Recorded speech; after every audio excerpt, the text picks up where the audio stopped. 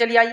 اللہ رب العزت سے جب ایک بندہ توبہ کرتا ہے، استغفار کرتا ہے، تو بہت سارے دنیا کے فائدے اور بہت سارے آخرت کے فائدے اٹھاتا ہے۔ یہ فائدوں کو میں اس لیے رکھ رہا ہوں جس کو فضائل کہتے ہیں۔ یہ فضائل جاننے سے انشاءاللہ عزیز ہمارے دل میں ایک جذبہ پیدا ہوگا توبہ اور استغفار کا، اور نہ صرف ہم اپنے گناہوں پر توبہ اور استغفار کریں گے جو کہ ہم بھول چکے ہیں توبہ اور استغفار اپنے گناہوں پر بھی، بلکہ ہم گناہوں کے علاوہ بھی توبہ اور استغفار کو اپنے زندگی کا معمول بنا لیں گے انشاءاللہ۔ تو آئیے کچھ فضائل دیکھتے ہیں توبہ کے۔ پہلا فائدہ توبہ کا وہ یہ ہے کہ جو لوگ توبہ کرتے ہیں، اللہ سے اس کی طرف پلٹ کے استغفار کرتے ہیں، وہ اللہ کے محبوب ترین بندے ہیں، پسندیدہ لوگ ہیں۔ اور اللہ رب العزت قرآن میں فرماتا ہے، سورہ بقرہ سورہ نمبر 2 آیت میں 222 میں اللہ فرماتا ہے اور کہتا ہے، ان اللہ یحب التوابین ویحب المتطہرین، اللہ توبہ قبول کرنے والوں کو، رجوع کرنے والوں کو، گناہوں سے پلٹنے والوں کو، اور پاکیزہ رہنے والوں کو، صاف ستھرے رہنے والوں کو پسند کرتا ہے۔ تو توبہ کرنے کا پہلا فائدہ، اللہ کی محبت انسان کو حاصل ہوتی ہے اور اس کے محبوب بندوں میں اس کا شمار ہوتا ہے، اس لیے کہ اللہ محبوب کو رکھتا ہے، پسند کرتا ہے توبہ کرنے والوں۔ دوسرا فائدہ توبہ کرنے کا جو کہ انسان کو ملتا ہے وہ کیا ہے؟ اللہ اسے بخش دیتا ہے۔ توبہ کرنے والے کو اللہ بخش دیتا ہے، معاف کر دیتا ہے، اس کی خطاؤں کو درگزر کر دیتا ہے۔ اللہ رب العزت قرآن میں فرماتا ہے، سورہ طٰہٰ سورہ نمبر 20 آیت نمبر 82، اللہ فرماتا ہے، وَإِنِّي لَغَفَّارٌ لِمَن تَابَ وَآمَنَ وَعَمِلَ صَالِحًا ثُمَّ اهْتَدَىٰ۔ سن لیجئے کیا فرماتا اللہ کہ میں جو ہے لوگوں کو معاف کرتا ہوں، لمن تابا، جو میری طرف رجوع کرتا ہے، جو میرے سے توبہ کرتا ہے میں اسے معاف کرتا ہوں، لیکن کنڈیشنل ہے میری معافی۔ پہلی شرط معافی کے لیے، وہ آمنا، وہ ایمان والا ہو، وہ عمل صالحا، اور پھر نیک کام کرے توبہ کرنے کے بعد۔ اس کا ہرگز معلوم مطلب یہ نہیں کہ توبہ کر لیا مطلب نیا اکاؤنٹ کھولنے کی اجازت مل گئی مجھے اب گناہ کرنے کی۔ توبہ کرتا ہے ایمان والا انسان اور پھر نیک کام کرتا ہے تو اللہ رب العزت فرماتا ہے، وَإِنِّي لَغَفَّارٌ لِمَن تَابَ، کہ ان لوگوں کی میں توبہ قبول کرتا ہوں جو مجھ سے توبہ کرتے ہیں اور انہیں معاف کر دیتا ہوں، اور پھر وہ ایمان لائے اور نیک عمل پھر کرتے رہے اور اس معاملے پہ جم جائے، اس معاملے پر جائے۔ تیسرا فائدہ، چوتھا فائدہ اور پانچواں فائدہ، چونکہ ایک ہی حدیث میں آتا ہے اس لیے میں ایک ساتھ رکھوں گا۔ تیسرا فائدہ توبہ کا ہے، اللہ غم سے نجات دیتا ہے، پریشانیوں سے نجات دیتا ہے، مشکلوں سے نجات دیتا ہے۔ چوتھا فائدہ، تنگ دستی دور کرتا ہے۔ سبحان اللہ، ہم نے سوچا بھی نہیں تھا توبہ استغفار کا تعلق تنگ دستی سے بھی ہو سکتا ہے، یا توبہ استغفار کرنے سے رزق میں کشادگی بھی آ سکتی ہے، مال و دولت میں فراوانی بھی ہو سکتی ہے۔ اس لیے کہ توبہ کرنے کا ایک فائدہ ہے تنگ دستی سے اللہ نجات دیتا ہے۔ اور پانچواں فائدہ توبہ کا معلوم آپ کو کیا ہے؟ ایسی جگہ سے روزی دیتا ہے جہاں سے سوچا بھی نہیں ہوگا۔ تنگ دستی بھی دور ہوتی ہے، غم بھی دور ہوتے ہیں، اور ایسی جگہ سے روزی ملتی ہے، روزی سمجھتے ہیں نا آپ، رزق ملتا ہے جہاں سے سوچا بھی نہیں ہوگا، گمان بھی نہیں کیا ہوگا، فہم میں بھی نہیں لایا ہوگا اس نے۔ آئیے حدیث اس طرح سے ابو داؤد کی روایت ہے، تینوں فائدے ایک ہی حدیث میں آتے ہیں۔ پہلا، جو شخص استغفار کو لازم پکڑ لیتا ہے، استغفار کو اپنے نفس سے لازم کر لیتا ہے، پکڑتا ہے، تو اللہ تعالیٰ اس کے لیے ہر غم سے نجات کا راستہ نکالتا ہے۔ ہر غم، سمجھتے ہیں آپ؟ آج کون سا ہے نا جو انسان ہے جو غم زدہ نہیں ہے، پریشان حال نہیں ہے؟ بتائیے مجھے، وہ کہہ سکتا ہے کہ مکمل طور 100% خوش ہوں؟ ہم تو ہر حال میں اللہ کا شکر تو ادا کرتے ہیں، لیکن کہیں نہ کہیں پریشانیاں ہیں ہمارے پاس۔ پریشانیوں کا حل توبہ اور استغفار۔ ہم نے تو کبھی سوچا ہی نہیں تھا کہ غم کا علاج بھی استغفار ہو سکتا ہے۔ ہر غم سے اللہ نجات دیتا ہے استغفار کی بنیاد پہ، اس کی فضیلت یہ ہے۔ دوسرا، ہر تنگ دستی سے کشادگی کی طرف لے آتا ہے، ہر قسم کی غربت اور تنگ دستی سے نکال کے کشادگی کی طرف لاتا ہے۔ اور تیسرا، صرف تنگ دستی اور تنگ دستی سے نکال کے کشادگی کی طرف نہیں لاتا ہے، ایسی جگہ سے روزی دیتا ہے جہاں سے اس نے گمان بھی نہ کیا ہو، سوچا بھی نہ ہو۔ یاد رکھیں، سوچا بھی نہ ہو۔ کیا فائدے ہیں استغفار اور توبہ کے؟ روزی میں برکت، ایسی جگہ سے روزی جہاں سے سوچا نہ ہوگا، ہر غم سے نجات۔ کوئی کہتا ہے میرے گھر میں بیماری ہے، میں غم زدہ ہوں، استغفار کی کثرت کیجیے۔ کوئی کہہ رہا ہے مجھے تنگ دستی ہے، استغفار کی کثرت کیجیے۔ کوئی کہہ رہا ہے مجھے جو مال و دولت کی کمی ہے، استغفار کی کثرت کیجیے تو صحیح، آپ دیکھیے اللہ کیسی رل پل دیتا ہے۔ اور کوئی کہے مال و دولت تو ہے، برکت نہیں ہے، استغفار کیجیے، اس لیے کہ اللہ نے مال و دولت کی برکت چھین لی نا آپ کی۔ رزق میں اضافہ کہاں ہو رہا ہے؟ مال تو تعداد کوانٹٹی وائز بہت ہے، لیکن دل کہاں سکون میں ہے؟ استغفار نہیں کر رہے ہیں۔ استغفار کی کثرت کیجیے، استغفار کی کثرت کیجیے، استغفار کو معمول بنا لیجیے۔ تین عظیم فائدے ایک ہی حدیث میں استغفار کے، غم سے نجات، تنگ دستی سے کشادگی کی طرف، اور ایسی جگہ سے روزی دیتا ہے جہاں سے سوچا بھی نہ ہو۔ اسی طرح غم سے نجات کے تعلق سے چھوٹا سا واقعہ رکھ دیتا ہوں صرف آپ کے سامنے، چونکہ ہمارے حالت میں ایسے واقعات ہوتے ہیں، ہمارے ماحول میں اس لیے رکھ رہا ہوں کہ نبی اکرم صلی اللہ علیہ وسلم کے پاس ایک صحابہ اور ایک صحابی آئے جن کے بیٹے کو گرفتار دشمنوں نے پکڑ لیا، اور نہ صرف پکڑا، خبر ملی کہ بہت مضبوط زنجیروں کے اندر اس کے پیر باندھ دیے۔ وہ آئے اور کہا اللہ کے رسول صلی اللہ علیہ وسلم، دشمنوں نے جو ہے ہمارے بچے کو پکڑ لیا ہے، آپ کچھ بتائیے کیا کیا جائے، کیا کرا جائے کہ ہمارا جو ہے بچہ واپس آ جائے۔ میرا بیٹا جو ہے واپس آ جائے، وہ ماں اور باپ دونوں آئے۔ اللہ کے رسول صلی اللہ علیہ وسلم نے کہا استغفار کی کثرت کرو، استغفار کرو۔ وہ کہتے ہیں کہ وہ دونوں گھر گئے، استغفار کی خوب کثرت کی، اور ان کے بیٹے کہتے ہیں کہ جب میں بیڑیوں میں جکڑا تھا، اچانک ایسا ہوا کہ میری پیروں کی دونوں بیڑیاں ٹوٹ گئی، اچانک رات میں دونوں بیڑیاں ٹوٹ گئی۔ جب بیڑیاں ٹوٹ گئی تو میں پریشان ہو گئی، یہ کیا ہوا؟ لوہے کی زنجیریں تھی وہ بیڑیاں بولتے لوہے کی موٹی موٹی زنجیروں میں جب قیدی کو قید کیا جاتا ہے جو آسانی سے نہیں ٹوٹتی، یاد رکھیے، ٹوٹ گئی۔ میں پریشان ہوا اور ایک اونٹ میں نے پکڑا، وہ ایک اونٹنی میں نے لی، اس پر سوار ہوا اور بھاگنے لگا۔ جب میں اس اونٹنی پر بیٹھ کر بھاگنے لگا تو سارے اونٹ باڑے کے نکل کے میرے پیچھے بھاگنے لگے۔ اب چونکہ مجھے تو جان بچانے تھی، میں نکل گیا اور پورے اونٹ بھی پیچھے بھاگنے لگے۔ اور اس کے بعد وہ اپنے گھر آئے، والدین خوش ہو اٹھے، والدین سے ملاقات کی اور اللہ کے رسول کے پاس اس بچے کو لے کر اللہ کے رسول ہمارا بیٹا گھر واپس آ گیا ہے، استغفار کی برکت دیکھی، بچہ واپس آ گیا۔ ہر غم تھا نا بیٹے کے گمنے کا، اللہ نجات دے دی، بیٹا واپس دے دیا۔ پھر کہا اللہ کے رسول اب یہ اونٹوں کا کیا کرے؟ چونکہ بھاگنے کے لیے میں نے دشمن کی اونٹنی لے لی تھی نا، جان بچانے کے لیے جو اونٹنی لی گئی تھی ان کی نہیں تھی، دشمن کی تھی۔ اور کہا وہ ایک نہیں، وہ اونٹنی کی وجہ سے کئی اونٹ پیچھے آ گئے میرے۔ تو اللہ کے رسول نے کہا یہ رزق ہے جو اللہ نے تمہیں دیا بغیر سوچے کہ، مطلب ایسی جگہ سے دیا جو تم استعمال کرو ان اونٹنیوں کو اور ان اونٹوں کو، اور ان کو سارے اونٹ دے دی۔ دیکھیے نا، ایک تو نجات ملی استغفار سے، اور دوسرا رزق بھی مل گیا جہاں سے سوچا بھی نہیں تھا، دشمن کا رزق، مطلب دشمن کے پاس کی چیز گھر آ گئی اپنے۔ کتنے فائدے نا استغفار کی۔ آئیے استغفار کے اور فائدے سن لیجیے۔ چھٹا، ساتواں، آٹھواں، نواں فائدہ ایک ہی آیت کے اندر آتا ہے، اس لیے 4 فائدے رکھ رہا ہوں۔ چھٹا فائدہ، بہترین اللہ موسلا دار بارش برساتا ہے استغفار کی کثرت سے۔ اسی طرح مال میں اضافہ کرتا ہے اللہ جو ہے استغفار کی کثرت سے اور توبہ کی کثرت سے۔ اولاد میں ترقی دیتا ہے اللہ استغفار اور توبہ کی کثرت سے، اور باغات اور نہریں نکال دیتا ہے، رزق کے ذریعہ بنا دیتا ہے استغفار کی کثرت سے۔ اللہ رب العزت نے سورہ نوح سورہ نمبر 71 آیت نمبر 10، 11 اور 12 میں فرمایا، کہا نوح علیہ السلام نے اپنی قوم کو دعوت دی، اور دعوت دیتے وقت وہ انہیں کیا کہہ رہے سنیے، وہ کہتے ہیں قُلْتُ اسْتَغْفِرُوا رَبَّكُمْ إِنَّهُ كَانَ غَفَّارًا، اے میری قوم اپنے رب سے استغفار کرو اپنے گناہوں کے لیے، تم شرک جیسی برے جرم میں جو ہے پھنسے ہوئے ہو، اپنے رب سے معافی مانگو جو ہے إِنَّهُ كَانَ غَفَّارًا، تمہارا رب ہمارا رب ضرور ہمیں معاف کرے گا اس گناہ کے لیے بھی اور تمام چیزوں کے لیے۔ يُرْسِلِ السَّمَاءَ عَلَيْكُمْ مِدْرَارًا، اور جب تم توبہ کرو گے تو آسمان سے موسلا دھار بارش برسائیں گا جو نفع بخش ہوتی ہے، نقصان دہ نہیں ہوتی۔ یرسل السماء علیکم مدرارا، کس وجہ سے؟ ایمان لانے کے بعد اگر استغفار کرو گے تو آسمان سے بہترین موسلادھار بارش برسائیں گا۔ پھر فرمایا وَيُمْدِدْكُمْ بِأَمْوَالٍ وَبَنِينَ، اور تمہیں مال میں، دیکھیے مال کا سیدھا لفظ ہے، رزق کا لفظ ہے، رزق میں مال اولاد سب آتا ہے۔ وَيُمْدِد، تمہیں بڑھاوا دیں گا، مالٍ وَبَنِينَ، مال میں، روپیے اور پیسے میں، اور لڑکوں میں اضافہ کریں گا تمہارے، ہے نا۔ انسان کیا چاہتا ہے اپنے لیے؟ تو کہا تم چاہتے ہو نا رب سے اولاد اور لڑکے، تو اس میں اضافہ کریں گا تمہارے۔ تو جو لوگ بے اولاد ہو استغفار کی کثرت کریں، بارش نہیں ہو رہی ہے استغفار کی کثرت، چونکہ نوح علیہ السلام کہہ رہے ایمان کے بعد استغفار کرو گے تو بارش برسائیں گا، مال و دولت میں اضافہ کریں گا، اولاد عطا فرمائیں گا تم کو، ٹھیک۔ پھر فرمایا وَيَجْعَلْ لَكُمْ جَنَّاتٍ وَيَجْعَلْ لَكُمْ أَنْهَارًا، اور تمہارے لیے بہترین باغات میسر کر دیں گا، اور صرف باغات نہیں بہترین نہریں جاری کر دیں گا کہ نہ صرف کھیتی ہو، پانی والی کھیتی تمہیں عطا فرمائے۔ 4 فائدے دیکھیں استغفار کے کیسے ایک ہی ساتھ آ رہے ہیں۔ بارش کا بہترین برسنا، دوسرا فائدہ ہم دیکھ رہے ہیں اس کے اندر وہ یہ ہے کہ مال میں اضافہ، اولاد میں اضافہ، اور کھیتی باڑی اور نہروں کے اندر اضافہ اللہ تعالیٰ کر دیتا ہے۔ 10واں فائدہ استغفار کا وہ یہ ہے انسان کا دل سیاہ کالا ہونے سے بچ جاتا ہے۔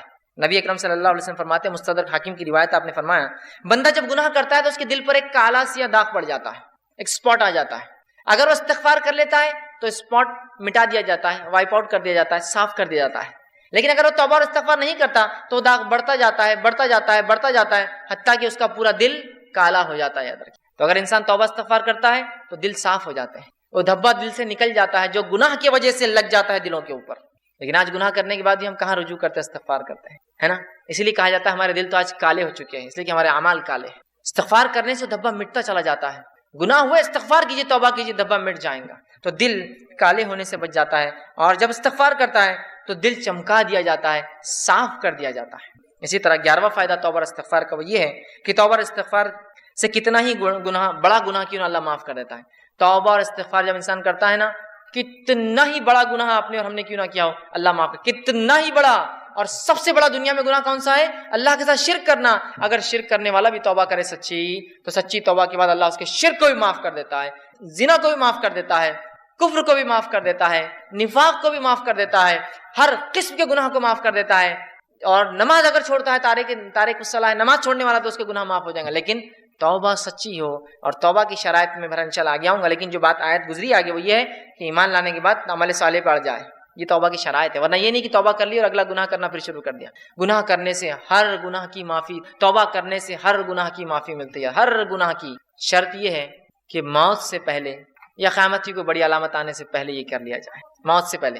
اس لیے کہ آپ نے حدیث فرمایا جب خرخراہٹ کی آواز گلے میں شروع ہوتی نا، نزات کی حالت، موت سے قریب خر آواز آتی ہے گلے سے، انسان مرنے کے قریب ہوتا ہے، تو تب کی گئی توبہ قبول نہیں ہوتی ہے. اس لیے کہ فرعون نے بھی توبہ کی تھی جب وہ غرق ہو رہا تھا، صحیح بخاری کی روایت، غرق ہو رہا تھا، موت دیکھ چکا تھا، توبہ کی، اللہ نے توبہ قبول نہیں کی اور ڈوب کو مارا گیا. کیوں؟ تو ڈوبتے وقت کہا میں ایمان لایا موسیٰ اور ہارون کے رب پر، کام نہیں آئی لیکن توبہ. تو اس سے پہلے کہ موت آئے توبہ کر لے، یا کوئی علامت آ جائے قیامت کی، توبہ ضروری یاد رکھیں. ہر گناہ کی توبہ اللہ معاف کرتا ہے، لیکن زندگی میں یاد رکھیں مرنے سے پہلے اور نجات کی حالت، مطلب مرنے کے بعد اور نجات کی حالت سے پہلے اگر توبہ نہ ہوئی تو پھر توبہ کی گنجائش نہیں. تو جو گناہ ہم سے ہوا ہو کتنا ہی بڑا کیوں نہ ہو، سچی توبہ اپنے رب سے کیجیے، یاد رکھیے توبہ تو نصوحہ کیجیے، انشاءاللہ عزیز ہمارا رب کو ہم پائیں گے کہ وہ ہر گناہ کو معاف کرتا ہے. آئیے 12واں فائدہ، سچی توبہ کرنے سے ایک ایسا عظیم فائدہ ہے، سنیے. سچی توبہ کرنے سے اللہ گناہوں کو بھی نیکی میں تبدیل کر دیتا ہے. سبحان اللہ. ایسا کہیں ہوتا ہے کیا؟ کسی کا آپ نے نقصان کیا، نقصان کرنے کے بعد معافی مانگی اور اس نے اتنے نقصان کے بدلے آپ کو کچھ عطا کر دیا. ہوتا یہ کہ معافی دے دے تو بڑی بات ہے، نہیں تو چیز بھر کے بھی دینا پڑتی، معافی مانگنا پڑتی ہے، زندگی بھر کی دشمنی بھی رہتی. باقی گناہوں کو نیکی میں تبدیل کرنے اگر توبہ سچی ہو تو نبی اکرم صلی اللہ علیہ وسلم کے پاس ایک ایسا قبیلہ آیا عرب کا جو لوٹ مار کرتا تھا، راستوں مسافروں کو لوٹتا تھا اور وہی ان کی انکم کا ذریعہ تھا. خون خرابہ، قتل، غارت گری، شرک اور کفر اور لوٹ مار. وائے کہ اللہ کے رسول کیا ہماری توبہ ہے؟ اللہ ہم اگر توبہ کرنا چاہتے کہ ہماری توبہ ہے جو اتنے گناہ ہم زندگی میں کر چکے ہیں، اور آج کون سا ایسا انسان ہے دنیا میں جو معافی نہیں چاہتا اپنے گناہوں کے لیے؟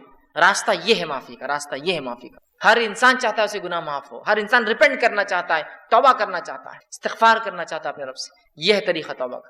تو کہا ہماری کوئی توبہ ہے؟ تو اللہ رب العزت نے ایک پوری طویل آیت نازل کی کہ وہ لوگ جو کفر کرتے ہیں، قتل کرتے ہیں، ٹھیک ہے، اور جو ہے اسی میں جو ہے کفر اور شرک اور قتل و غارت گری میں ان کی موت آ جاتی ہے، تو اللہ ان سے عذاب کو نہیں ہٹائیں گا. لیکن آگے فرمایا جو کہ جو ہے آیت اس طرح سے اللہ فرماتا ہے الا من تاب وعمل عملا صالحا فاولئک یبدل اللہ سیئاتہم حسنات وکان اللہ غفورا رحیما. اللہ نے فرمایا الا من تاب، ان گناہوں کے بعد اگر کوئی توبہ کر لے، شرک کیا تھا، قتل کیا تھا، جو کچھ کیا تھا، اگر توبہ کر لے، وآمنا، اور پہلی شرط ایمان لائے، اور الحمدللہ ہم تو مسلمان ہیں تو ایمان والے ہم ہیں ہی. اس کے بعد دوسری شرط وعمل عملا صالحا، اور اس کے بعد نیک کام شروع کر دے، عمل صالحا، فاولئک، تو اللہ پھر اس عمل کے بدلے کی ایمان والا ہے، سچی توبہ کیا، اولئک یبدل اللہ سیئاتہم، تو اللہ بدل دیں گا ان کے گناہوں کو حسنات، نیکیوں کے اندر. سبحان اللہ. اور آگے فرمایا وکان اللہ غفور الرحیم، اور اللہ تعالیٰ تو معاف کرنے والا اور رحم کرنے والا ہے. تو گناہ بھی نیکی میں تبدیل ہو سکتے ہیں اگر سچی توبہ انسان کی ہو. اسی طرح ابن ماجہ کی روایت ہے، آپ صلی اللہ علیہ وسلم فرماتے کہتے ہیں اگر تم اس قدر گناہ کرو کہ تمہارے گناہ آسمان تک پہنچ جائے. لیکن ان حدیثوں کو بالکل رائٹ کانٹیکسٹ میں لیجیے، بالکل صحیح معنوں میں لیجیے. یہ حدیث دلیل نہیں ہے گناہ کرنے کی، جو ہو جاتے اس کی معافی کی دلیل ہے، یاد رکھیے رائٹ کانٹیکسٹ. تو اللہ کے رسول فرماتے ہیں کہ اگر تمہارے گناہ آسمانوں تک بھی اگر چھوں گے، ٹھیک ہے، اگر تم اس قدر گناہ کرو کہ تمہارے گناہ آسمانوں تک پہنچ جائیں گے، پھر تم توبہ کر لو تو اللہ تمہاری توبہ کو قبول کرے گا. اگر کسی انسان نے ایسے بھی گناہ کیے ہو جو آسمانوں تک چھو رہے جا کر، لیکن وہ اللہ کی ذات سے ان گناہوں پہ کبھی نا امید نہ ہو، یاد رکھیے. بلکہ اگر سچی توبہ کرتا ہے تو انشاءاللہ عزیز اپنے رب کو وہ توبہ قبول کرنے والا اور معاف کرنے والا ضرور پائیں گا، یاد رکھیے. لیکن توبہ سچی ہو، اس کے شرائط کے ساتھ، یاد رکھیے. چلیے آئیے آگے. 13واں فائدہ جو ہم توبہ کا فائدہ اٹھاتے ہیں اور جو ہے استغفار کا، آدمی سچی توبہ کی وجہ سے جنت کا مستحق بن جاتا ہے. سچی توبہ کی وجہ سے جنت کا مستحق بن جاتا ہے. اللہ رب العزت نے سورہ تحریم سورہ نمبر 66 آیت نمبر 8 میں فرمایا یا ایھا الذین آمنوا توبوا الی اللہ توبۃ نصوحا، اے وہ لوگوں جو ایمان لائے ہو اللہ سے سچی توبہ کرو، سچا رجوع کرو، سچے ڈھنگ سے اس کی طرف پلٹو اور گناہوں سے اپنی معافی مانگو. تو نصوحا عسیٰ ربکم ان یکفر عنکم سیئاتکم، تو ہو سکتا ہے تمہارا رب پھر تم سے تمہارے گناہوں کی مغفرت کر دے، اس کا کفارہ کر دے، اسے معاف کر دے. سیئاتکم ویدخلکم جنات تجری من تحتها الانہار، اور تمہیں ایسی جنتوں میں داخل کر دے جس کے نیچے نہریں بہتی ہیں. توبہ کرنے کا فائدہ انسان جنت کا مستحق بن جاتا ہے.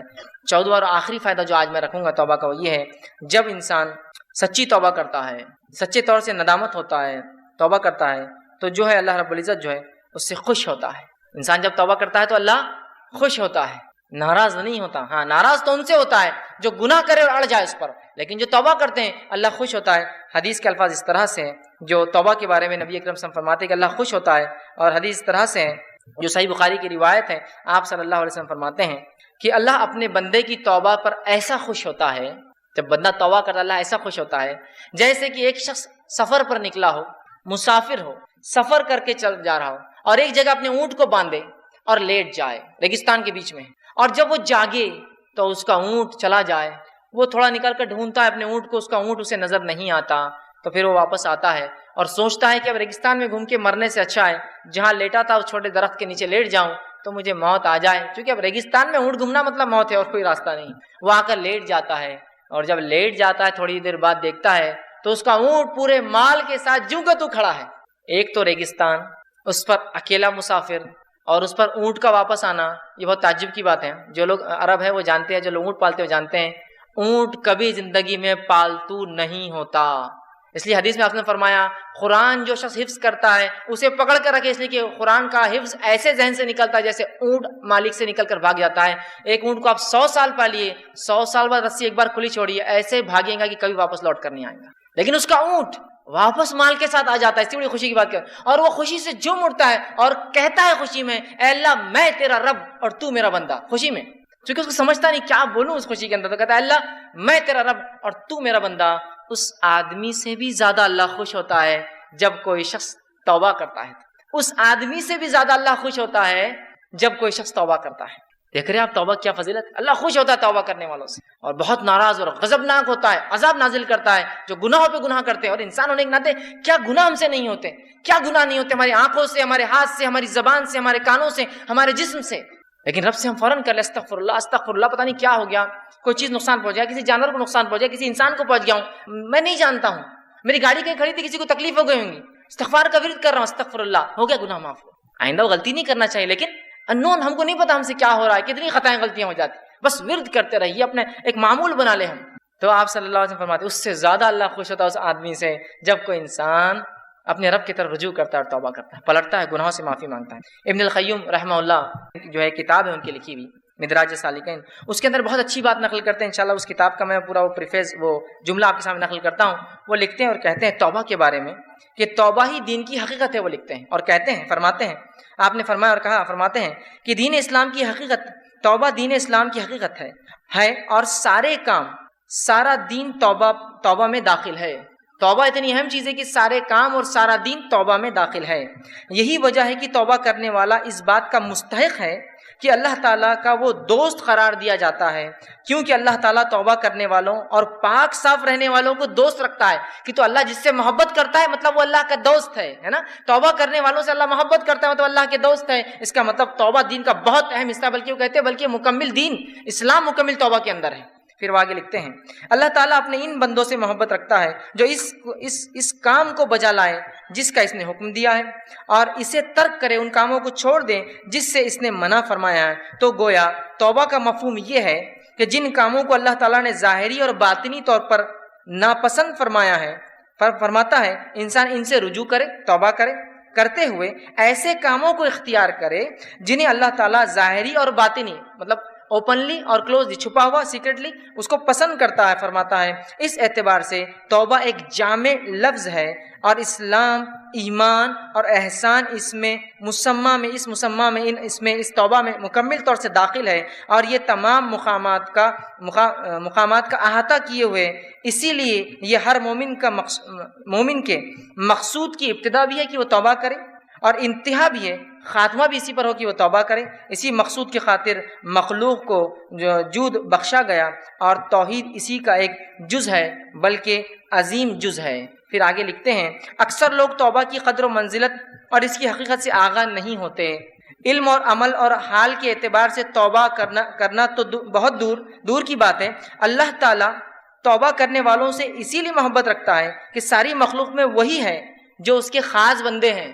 توبہ کرنے والے خاص بندے ہیں، گناہ گار تو سارے ہی ہیں، خاص ہیں. اگر توبہ اسلام کے تمام احکام اور ایمان کہ کامل حقائق کی جامع نہ ہوتی تو اللہ تعالیٰ اپنے بندے کی توبہ پر اس قدر مسرت کا اعلان نہ کرتا۔ اگر توبہ بہت اہم چیز نہ ہوتی تو وہ حدیث میں وہ نہیں آتا کہ ایک آدمی جس طرح سے خوش ہوتا ہے اللہ ویسا خوش ہوتا ہے۔ تو چونکہ انسان خطا کار ہے، انسان غلطیاں کرتا ہے، اس سے کوتاہیاں ہوتی ہے، اس سے خطائیں ہوتی ہیں، تو ظاہر سی بات ہے اس کا سلوشن، اس کا حل یہ ہے کہ ہم اپنے رب سے توبہ کریں، ہم اپنے رب سے معافی مانگیں۔ یہ اللہ رب العزت کا رحم اور کرم ہے، یہ اس کا فضل اور جود ہے کہ اس نے جو ہے ہمیں توبہ اور استغفار کا طریقہ بتایا۔ اگر اللہ رب العزت انسان کو پیدا کرتا، جو کرنا ہے اس کا حکم دے دیتا، جس سے رکنا ہے اس کے بارے میں بتا دیتا، اور اس کے بعد اگر انسان کچھ خطائیں کر گزرتا کہ جو کرنا ہے وہ نہیں کرتا، جس سے روکا وہ کر گزرتا، اور اگر توبہ کے دروازے نہ ہوتے، توبہ کا طریقہ نہ ہوتا، استغفار نہ ہوتا، تو پھر تو یقیناً جو ہے ہم خسارے میں ہوتے، ہم ہمیشہ ہمیشہ کی جہنم میں چلے جاتے۔ تو توبہ اور استغفار کا جو طریقہ ہے، اللہ رب العزت نے جو حکم ہمیں دیا، یہ جو بات، جو طریقہ ہمیں بتایا ہے، یہ اللہ کی طرف سے اس کا فضل ہے، اس کی رحمت ہے، یاد رکھیے ہم پر۔ لیکن افسوس کی بات ہے کہ یہ توبہ اور استغفار کا ہم معنی ہی نہیں سمجھتے ہیں، اس کی اہمیت ہمارے زندگیوں میں نہیں ہے، اور ہم صرف یہ سمجھتے ہیں کہ توبہ اور استغفار کا معنی یہ جو بہت خطا کار، بہت گناہ گار ہے وہ کرے، اور باقی لوگوں کے لیے توبہ اور استغفار نہیں ہے۔ جبکہ نبی اکرم صلی اللہ علیہ وسلم نے اس بات کی وضاحت کر دی۔ جامع ترمذی کی روایت آپ نے فرمایا کہا کل بنی آدم خطاء، آدم کی جو اولاد ہے، آدم کی جو اولاد ہے، چاہے مرد ہو چاہے عورتیں ہیں، وہ سارے کے سارے خطا کار ہوتے ہیں، ہم سب سے غلطیاں ہوتی ہے۔ لیکن آگے فرمایا وخیر الخطائین التوابون، لیکن بہترین خطا کار وہ ہے، خطا کار کرنے میں بہترین شخص تو وہ ہے کہ جو فوراً توبہ کر لے اپنی خطا کے بعد، جو اپنے رب سے جو ہے معافی مانگ لے خطا ہونے کے بعد، وہ بہترین شخص ہے، یاد رکھیے۔ تو نبی اکرم صلی اللہ علیہ وسلم نے وضاحت کر دی کہ خطا کار میں آدم کی اولاد ہے، ہم انسان ہیں، انسان ہونے کے ناطے ہم سے خطائیں ہوں گی، اور بہترین وہ شخص ہے جو جب اس سے خطا ہو جائے تو وہ جو ہے توبہ کر لے اپنی خطاؤں پر، اپنے رب سے جو معافی مانگ لے کہ اللہ مجھ سے خطا ہوئی اور میں معافی چاہتا ہوں۔ تو اس سے پتہ چلا ہم سب خطا کرتے ہیں، ہم سب خطا کرتے ہیں۔ اب ایک غلط فہمی یہ ہوتی ہے کہ توبہ صرف وہ شخص کرے جو گناہ کرتا ہے، توبہ صرف وہ شخص کرے جو گناہ کرتا ہے۔ اگر اس بات کو ہم درست مان لیں کہ توبہ صرف وہ شخص کرے جو گناہ کرتا ہے، تو ہم تو دیکھتے ہیں کہ انبیاء علیہ الصلوۃ والسلام نے توبہ کی، جبکہ بہت سی بار وہ تو معصوم ہوتے ہیں، خطائیں گناہ ان سے نہیں ہوتا ہے، تو انبیاء علیہ الصلوۃ والسلام نے توبہ کی۔ قرآن نے تو توبہ کو مومنانہ صفت بتائی، جیسا کہ میں نے آپ کے سامنے تلاوت کی قرآن کی کچھ آیتیں، جس میں سے پہلی آیت سورہ نور سورہ نمبر 24 اس کی آیت میں 31 سے اللہ نے فرمایا وَتُوبُوا إِلَى اللَّهِ جَمِيعًا أَيُّهَا الْمُؤْمِنُونَ لَعَلَّكُمْ تُفْلِحُونَ، اے مومنو تم سب کے سب اللہ سے توبہ کرو تاکہ تم فلاح پاؤ۔ تو یہاں تو توبہ کو مومنانہ صفت بتایا جا رہا ہے، اور ہم غلط فہمی میں جو ہے وہ ہے کہ توبہ تو صرف وہ کرے جو گناہ کرتا ہے، اور جو توبہ کرتا ہے اس کا مطلب اس نے گناہ کیا ہے۔ ایسی بات نہیں ہے، توبہ ایک مومنانہ صفت ہے، اور ایک مومن کو چاہیے چاہے اس سے خطائیں ہو یا خطائیں نہ ہو، وہ اپنے رب سے توبہ کرتا رہے۔ دوسری آیت میں اللہ رب العزت نے فرمایا سورہ تحریم سورہ نمبر 66 آیت نمبر 8 میں فرمایا اور کہا یا ایھا الذین آمنوا توبوا الی اللہ توبۃ نصوحا، اے وہ لوگوں جو ایمان لائے ہو اپنے رب سے توبۃ نصوحا، سچی توبہ کرو، ایسی توبہ کرو کہ جس کے بعد پھر پلٹ کر تم گناہوں کی طرف نہ جاؤ۔ تو یہاں تو ایمان والوں سے خطاب ہو رہا ہے توبہ کرو، وہاں کہا گیا کہ تم سب مومنو توبہ کرو۔ تو توبہ کرنا مومنانہ وصف اور صفت ہے، یاد رکھیے۔ توبہ کے لیے گناہ کرنا ضروری نہیں، یاد رکھیے، اور توبہ نہیں کرنا یہ شیطان کی صفت ہے، یاد رکھیے۔ پورا تفصیلی واقعہ ہم جانتے ہیں کہ آدم علیہ السلام سے خطا ہوئی کہ اللہ رب العزت نے ایک جھاڑ کا جو پھل کھانے سے منع کیا، آپ وہاں چلے گئے اور وہ پھل کھا لیا، لیکن اس کے بعد فوراً آدم علیہ السلام کو پشیمانی ہوئی، آدم علیہ السلام سمجھ گئے ان سے کیا غلطی ہوئی اور اپنے رب سے معافی مانگ لی، اللہ رب العزت نے معاف کر دیا۔ وہیں شیطان، اس نے آدم علیہ السلام کو بہکایا، اللہ رب العزت نے اسے حکم دیا کہ آدم علیہ السلام کے جو ہے سامنے وہ جھکے، لیکن اس نے جھکنے سے انکار کیا، اور انکار کرنا یہ غلطی اس نے کی، لیکن غلطی کے بعد اپنی غلطی پہ اڑ گیا اور مختلف دلائل اللہ رب العزت کو دینے لگا کہ میں اس سے خیر ہوں، اس کو تو نے جو ہے مٹی سے اور مجھے آنکھ سے بنایا، دلائل دینے لگا، تکبر کیا۔ تو یاد رکھیے توبہ کرنا یہ مومنانہ وصف ہے، آدم علیہ السلام کی صفت ہے، اور تکبر کرنا گناہ کرنے کے بعد توبہ نہیں کرنا، استغفار نہیں کرنا، یہ شیطانی صفت ہے، یاد رکھیے۔ تو جو لوگ استغفار نہیں کرتے اور یہ سمجھتے ہیں صرف توبہ تو گناہ گار لوگ کرتے ہیں، وہ در حقیقت شیطانی صفت ان کے اندر آ گئی ہے، اور وہ جو ہے تکبر کر رہے ہیں، وہ اڑ گئے اپنے گناہوں پہ، یاد رکھیے۔ تو اس بات کو سمجھنے کی ضرورت ہے کہ توبہ کرنا، استغفار کرنا یہ انبیاؤں کی صفت ہے، صلحاء نیکوکاروں کی صفت ہے، شہداؤں کی صفت ہے، اور یہ جو ہے اللہ کے نیک بندوں کی اور اللہ کے ولیوں کی صفت ہے، یاد رکھیے، جو اللہ کے دوست ہوتے ہیں۔ تو توبہ کے لیے گناہ ضروری نہیں ہے، بلکہ علماء لکھتے ہیں توبہ اس لیے بھی تو ہو سکتی ہے کہ گناہوں کے خیال سے اللہ ہمیں بچائے رکھے۔ توبہ تو اس کے لیے بھی ہو سکتی ہے کہ ہم جو گناہ کے خیالات لا رہے ہیں یا گناہ کی جو سوچ لا رہے ہیں اس سے بھی توبہ کر سکتے ہیں. اللہ ایسے خیالات بھی مجھ تک نہ آئے, اس لیے کہ سوچ کے بعد ہی انسان کسی چیز کے عمل کی طرف جاتا ہے. تو بہرحال توبہ ہمیں کرنا چاہیے. اور ہم کئی واقعات دیکھتے ہیں نبی اکرم صلی اللہ علیہ وسلم کے خود آپ اپنے بارے میں فرماتے ہیں, اور آپ کے تعلق سے حدیث میں آتا ہے, صحیح مسلم کی روایت ہے. ایک حدیث آپ کے سامنے میں نے پڑھی بھی, اور صحیح مسلم کی روایت میں تو یوں الفاظ ہے کہ آپ صلی اللہ علیہ وسلم دن بھر میں 70 سے زیادہ اور 100 مرتبہ, ایک روایت میں آتا ہے, توبہ کرتے تھے. 70 سے زیادہ اور 100 کے الفاظ بھی, ایک روایت میں 70 اور ایک میں 100 کے الفاظ ہیں کہ 70 سے زائد مرتبہ توبہ اور استغفار, 100 سے زائد مرتبہ آپ توبہ اور استغفار کرتے تھے. اب مجھے بتائیے نبی اکرم صلی اللہ علیہ وسلم کیا روز گناہ کرتے تھے جو آپ توبہ استغفار کرتے تھے؟ نعوذ باللہ. لیکن یہ تو مومنانہ صفت ہے. آپ امت مسلمہ کو تعلیم اور تربیت دے رہے ہیں کہ تم مجھے دیکھو میں نبی ہونے کے بعد توبہ کرتا ہوں, تو تمہارے لیے تو کتنا لازم ہے کہ تم توبہ اور استغفار کو کثرت اس کو لازم پکڑو. نبی اکرم صلی اللہ علیہ وسلم ہر بار نماز پڑھتے ہیں, نماز پڑھ کر مصلیوں کی طرف صحرا پھیرتے اور 3 بار, ایک بار اللہ اکبر کہتے بآواز بلند, اور 3 مرتبہ کہتے استغفر اللہ استغفر اللہ استغفر اللہ. تو اگر یہ 3 مرتبہ کو ملا لے تو 5 نمازوں کا 15 مرتبہ تو یہی ہو جاتا. آپ 70 سے زیادہ اور 100 مرتبہ کرتے ہیں. اسی لیے کچھ علماء کہتے ہیں کہ ہر نماز کے بعد کم از کم 20 مرتبہ استغفار کرنا چاہیے. یہ 3 تو سنتی ہے ذاتی, لیکن اگر 100 کرنا ہے, یاد نہیں ہوتے تو 20 ہر نماز کے بعد بھی یاد رکھ لے تو 100 ہو جاتے ہیں. تو 70 مرتبہ یا 100 مرتبہ توبہ اور استغفار کرتے ہیں. لیکن آج ہم نے توبہ اور استغفار نہ اس کا معنی سمجھتے ہیں, نہ اس کی اہمیت سمجھتے ہیں, اور نہ ہی اس کو ایک عبادت سمجھتے. توبہ اور استغفار کرنا بھی ایک عبادت ہے, یاد رکھیے. اس لیے کہ انبیاء علیہ الصلوۃ والسلام اللہ کے نیک بندے توبہ اور استغفار کرتے ہیں. تو توبہ کے لیے کوئی گناہ کرنا ہر بار ضروری نہیں, یاد رکھیے. اب جو ہے توبہ اور استغفار جو ہے اللہ کے نیک بندوں کی صفت ہے, یاد رکھیے. یہ اللہ کے نیک بندے اچھے لوگوں کی صفت ہے, اور جب وہ اللہ سے توبہ کرتے ہیں, استغفار کرتے ہیں, تو اللہ رب العزت کے وہاں ان کے گناہ معاف ہوتے ہیں اور درجات جو ہے بلند ہوتے ہیں, یاد رکھیے. اب آئیے استغفار کسے کہتے ہیں, اس کا معنی کیا ہے؟ تو استغفار کا معنی یہ ہے کہ گناہوں اور لرزشوں سے اللہ کی بخشش طلب کرنا. گناہوں سے اور لرزشوں سے, گناہوں سے اور کوتاہیوں سے جو انسان سے ہوتی ہے, اس سے اللہ سے جو ہے معافی مانگنا, اس سے استغفار کہتے ہیں. جیسا مجھ سے کوئی گناہ ہو گیا اور میں کہوں اللہ تو مجھے معاف کر دے اس گناہ کے لیے, یہ ہوا استغفار. مجھ سے کوئی لرزش ہو گئی, میں اللہ سے دعا کرتا ہوں اللہ مجھے جو ہے فلاں لرزش کے لیے معاف کر دے, یہ ہوا استغفار. اور توبہ کا معنی ہوتا ہے عربی زبان میں رجوع کرنا, پلٹنا, واپس آنا. جیسا کوئی انسان کسی طرف نکل جائے اور پھر لوٹے, اس کو کہتے توبہ.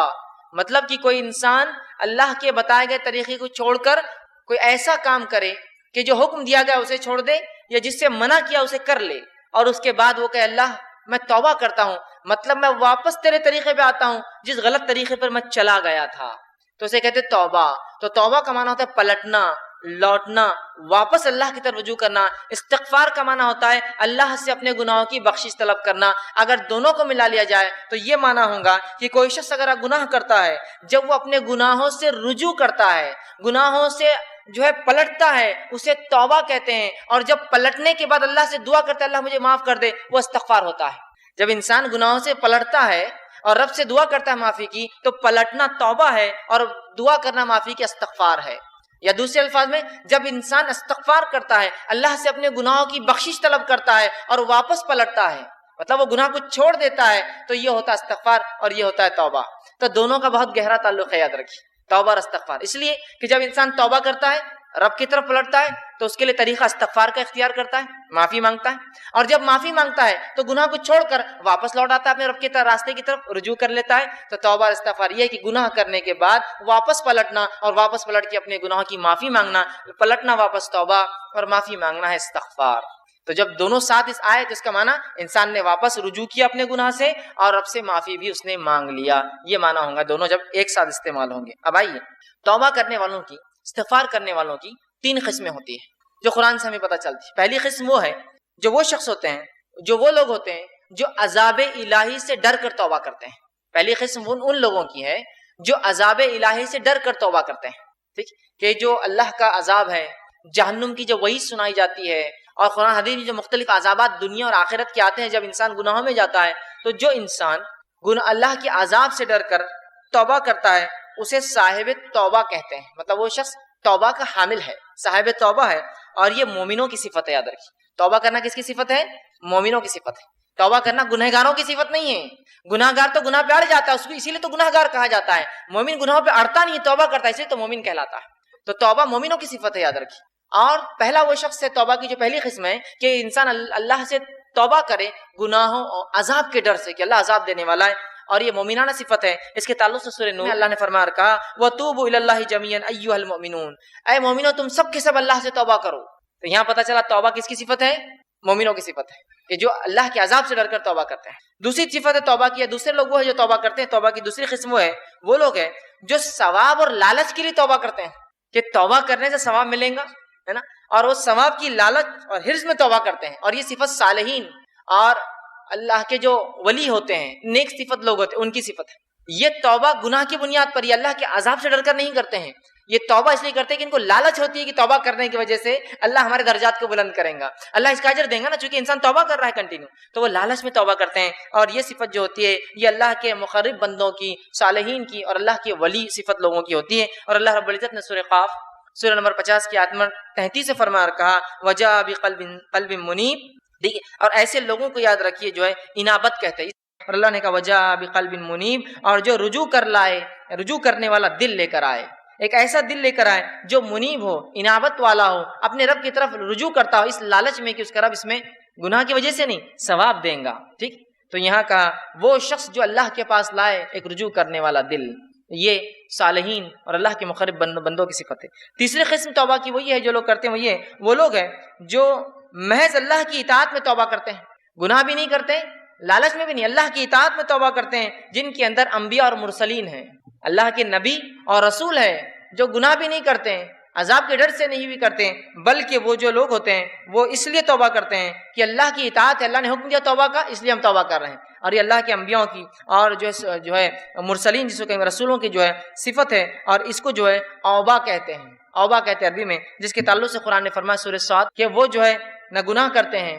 نہ ثواب کی لالچ، بس اللہ کی اطاعت میں کہ اللہ نے حکم دیا توبہ استغفار کا، وہ کثرت سے توبہ استغفار کرتے تھے. جیسے خود نبی اکرم صلی اللہ علیہ وسلم کی صفت میں نے آپ کے سامنے رکھی، آپ 70 سے زائد یا 100 مرتبہ تک ہر روز جو ہے توبہ کرتے تھے. اب آئیے توبہ اور استغفار جو ہے ہم کوشش کریں کہ جو ہے ہم اپنے اوپر جو ہے لازم کر لے، یاد رکھیے.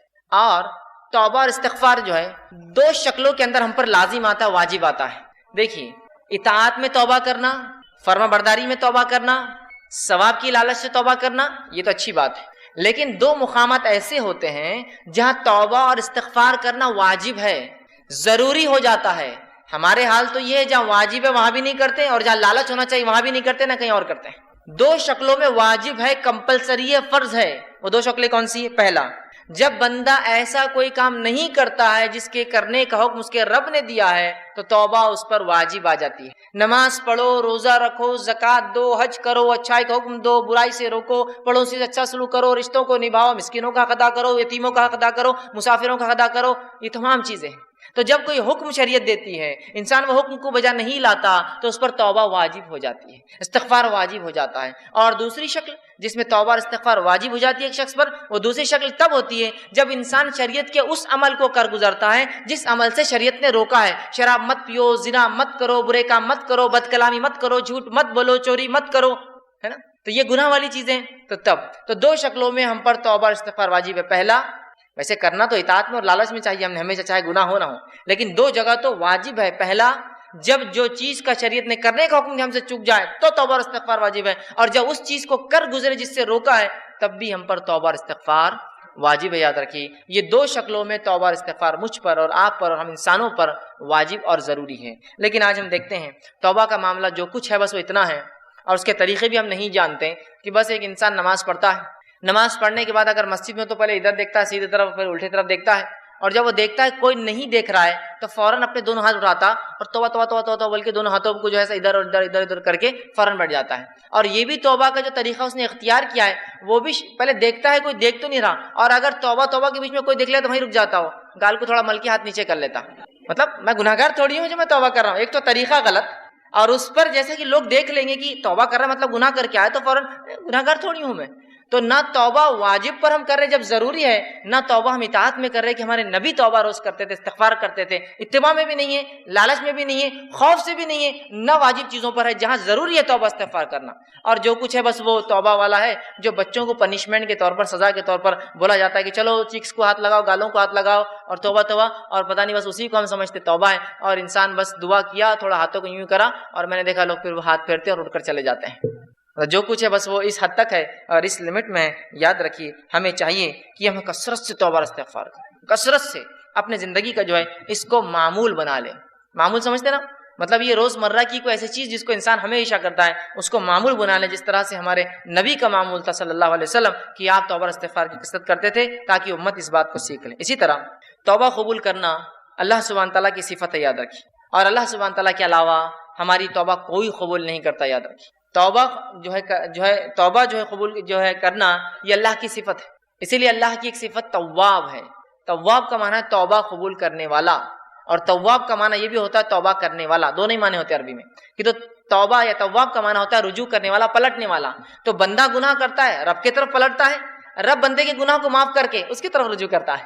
ٹھیک ہے، تو توبہ قبول کرنا اللہ کی صفت ہے، اور توبہ اللہ کے علاوہ کوئی قبول نہیں کرتا، یہ بات یاد رکھیے. بہت سے لوگ بہت سارے در اور دیواروں پر جا جا کر توبہ کرتے ہیں اور ان سے توبہوں کی دعائیاں دیتے ہیں. توبہ صرف اللہ قبول کرتا ہے. توبہ قبول کرنا اور گناہ معاف کرنا صرف اللہ کی صفت ہے، یاد رکھیے. اس کے علاوہ کسی در پر انسان کی توبہ قبول نہیں ہوتی ہے، اور اس کے لیے کوئی گھڑی، کوئی وقت، کوئی پل نہیں. انسان کو جب لگے کہ اس سے گناہ ہوا تھا تب تو واجب ہو گئی، اس کے علاوہ بھی جب یاد آئے. استغفار، سب سے اتنا تو بول سکتا ہے نا، کوئی بھی میں دعائیں یاد نہیں ہوتی مجھے، استغفار، استغفر اللہ، اتنا تو بول سکتا ہے نا. بس وہ کثرت سے بولتا رہے، کثرت سے بولتا رہے، کیونکہ جب استغفار کرتا ہے اور رب کی طرف خود رجوع کر رہا ہے، توبہ کر رہا ہے ایک طرح سے، تو کثرت سے اس کو کر لے. اور توبہ قبول کرنا اللہ کی صفت ہے، اور اللہ کے علاوہ کوئی توبہ قبول نہیں کرتا ہے. اللہ رب العزت سورہ توبہ سورہ نمبر 9 آیت نمبر اس کی 27 میں فرماتا اور کہتا ہے ثم یتوب اللہ من بعد ذلک علی من یشاء واللہ غفور الرحیم، کہ اللہ سبحانہ تعالیٰ فرماتا اور کہتا ہے کہ تم لوگ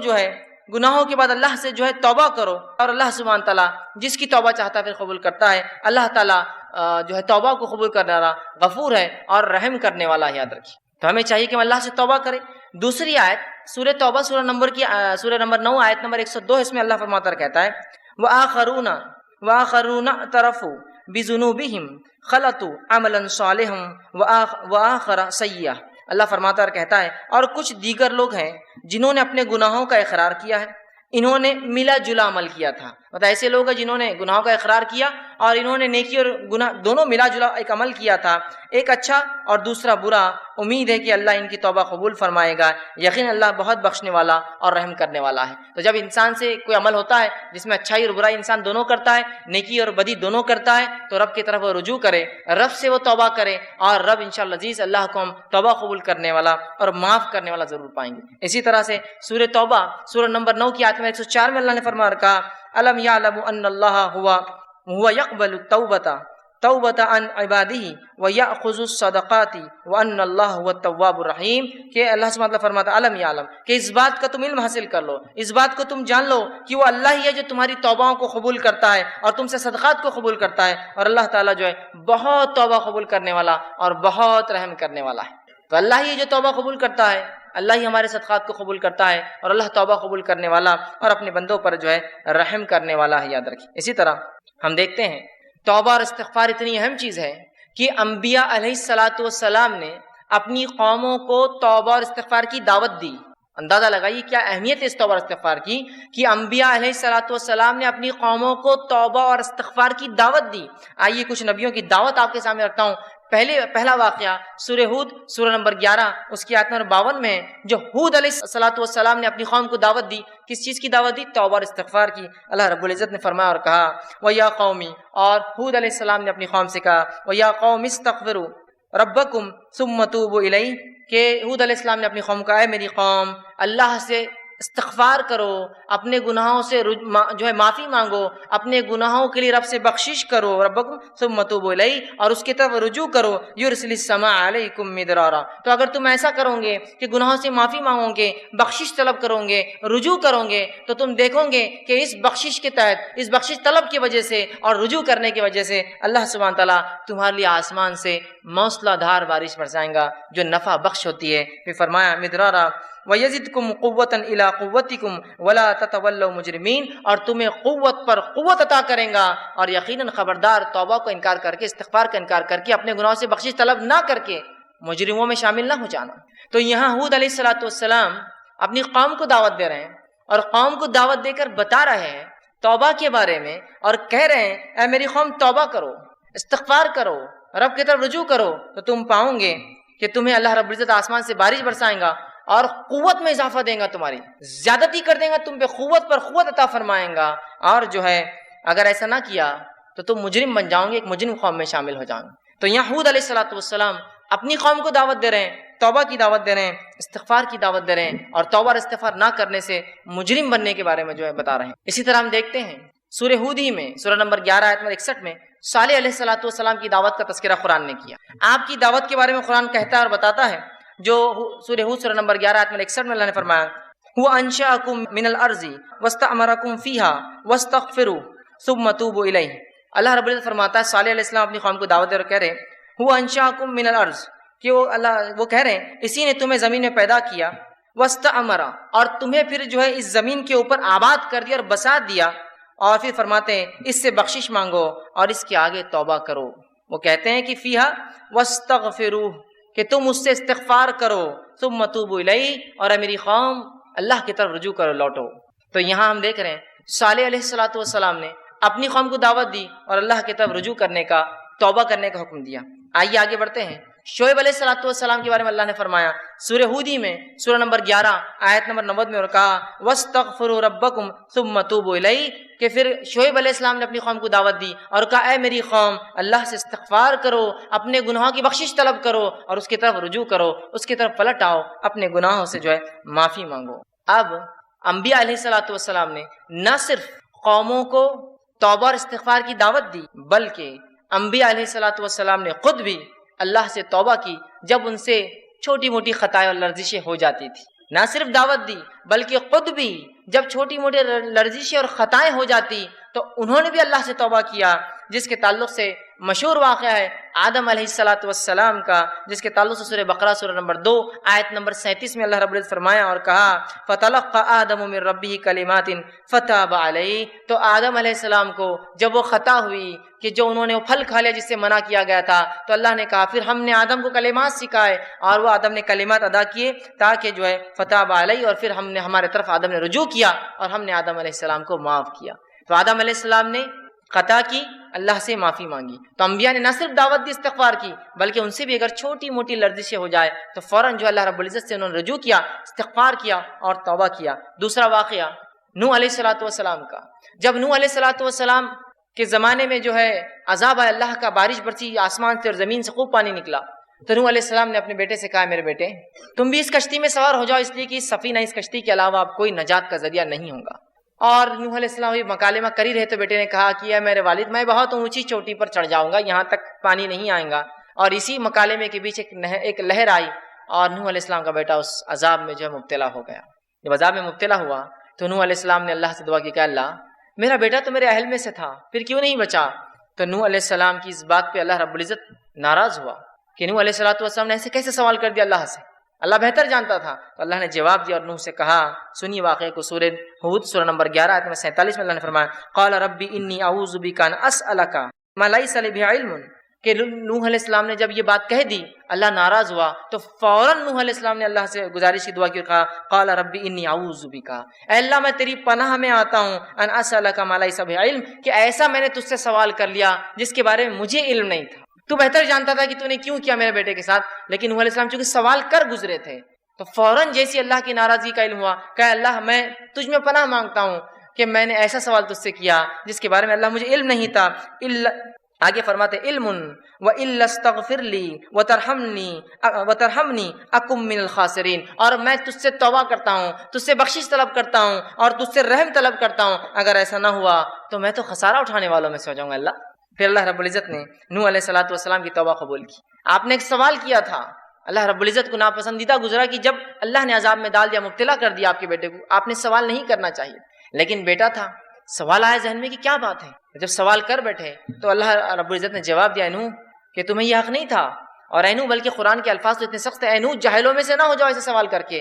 جو ہی اللہ نے کہا نوح علیہ السلام فوراً کہا اللہ بس میں تجھے پناہ مانگتا ہوں، معافی طلب کرتا ہوں، بخشش طلب کرتا ہوں، رحم طلب کرتا ہوں، ورنہ میں تو خسارے میں ہو جاؤں گا، اور اللہ نے بہرحال ان کو معاف کر دیا۔ تو انبیاء علیہ الصلوۃ والسلام نے صرف دعوت نہیں دی، توبہ کی، وہ کرتے بھی تھے۔ آئیے تیسرا واقعہ موسیٰ علیہ الصلوۃ والسلام کا قرآن سے ہم لیتے ہیں، سورہ قصص سورہ نمبر 28 آیت نمبر 16 میں اللہ نے فرمایا کہا، موسیٰ علیہ السلام کا قول نقل کیا، قال ربی انی ظلمت نفسی فاغفر لی فتغفر لہ۔ اللہ فرماتا ہے کہ جب موسیٰ علیہ الصلوۃ والسلام نے دو لوگوں کو لڑتے ہوئے دیکھا، ایک مصری خبتی تھا اور دوسرا اپنی قوم کا بنی اسرائیل سے تھا، دونوں لڑ رہے تھے۔ جو ہے موسیٰ علیہ السلام نے دونوں کو روکنے کی کوشش کی، جب وہ خبتی نے جو رکنے کا ارادہ نہ دکھایا تو موسیٰ علیہ السلام نے اس نیت سے نہیں کہ اسے مارے، اس نیت سے کہ ڈیفنس اس کو دور کرے، اس کو ایک مکہ مارا۔ وہ مکہ اتنے زور سے اسے لگا جا کر، اور انبیاء علیہ السلام بہت مکمل انسان ہوتے ہیں، بہت طاقتور انسان ہوتے ہیں، جب وہ مکہ اسے پڑا تو وہ تاب نہ لا سکا اور اسی جگہ وہ مر گیا۔ ان کا انٹینشن بالکل نہیں تھا کسی کو قتل کرنے کا، لیکن جب اسے پڑا وہ مر گیا۔ اور جو کچھ واقعہ جو ہی آپ سے یہ خطا ہوئی، فوراً رب سے جو ہے موسیٰ علیہ السلام توبہ کی اور کہا قال ربی انی ظلمت نفسی، اے اللہ یہ تو میں بچانا چاہ رہا تھا لیکن میرے ہاتھ سے یہ قتل ہو گیا، میں نے اپنی نفس سے ظلم کر لیا کہ انسان کو مار کر، مجھ سے خطا ہوگی کہ میرے ہاتھ سے مر گیا، نفسی فاغفر لی، تو اللہ مجھے معاف کر، میری بخشش کر۔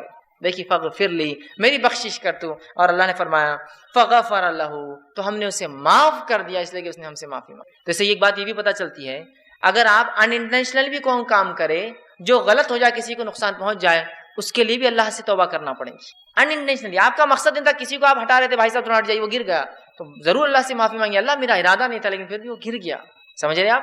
ان انٹینشنل تھا۔ موسیٰ علیہ السلام تو صرف ڈیفنس بچا رہے تھے، الگ کر رہے تھے دو لوگوں کو، اور اس میں روکنا چاہتے تھے صرف روکنے میں، لیکن اس انسان کو اتنا بھاری پڑا وہ مکہ کی، مر گیا اس میں، تو فوراً توبہ کی اور اللہ نے ان کی توبہ کو قبول کیا۔ تو ہم دیکھ رہے ہیں جو ہے انبیاء علیہ السلام نہ صرف توبہ کی دعوت دیتے بلکہ توبہ کیا بھی۔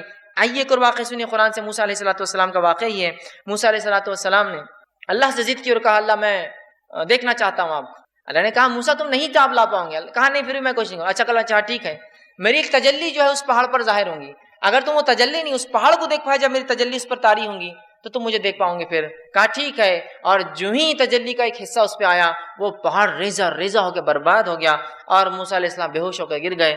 جب ہوش میں آئے تو اللہ نے واقعہ بیان کیا سورہ اعراف سورہ نمبر 7 کی آیت نمبر 143 میں، اور آپ نے موسیٰ علیہ السلام اللہ سے دعا کی اور کہا فلما افاقا، جب رفاقہ ہوا، ہوش میں آئے تو فوراً کہا افاقا قال سبحانک تبت الیک وانا اول المؤمنین، اے اللہ میں تیری طرف رجوع کرتا ہوں، تجھ سے توبہ کرتا ہوں کہ میں نے ایک ایسا تجھ سے جو ڈیمانڈ کر لیا، سوال کر لیا جو نہیں کرنا چاہیے تھا، اور میں سب سے پہلے ایمان لانے والوں میں سے ہوں، میں سب سے پہلے ایمان لانے والوں سے ہوں۔ تو یہاں آپ دیکھ رہے ہیں، ہم دیکھ رہے ہیں کہ موسیٰ علیہ السلام نے بھی اللہ رب العزت سے توبہ کی، استغفار کیا۔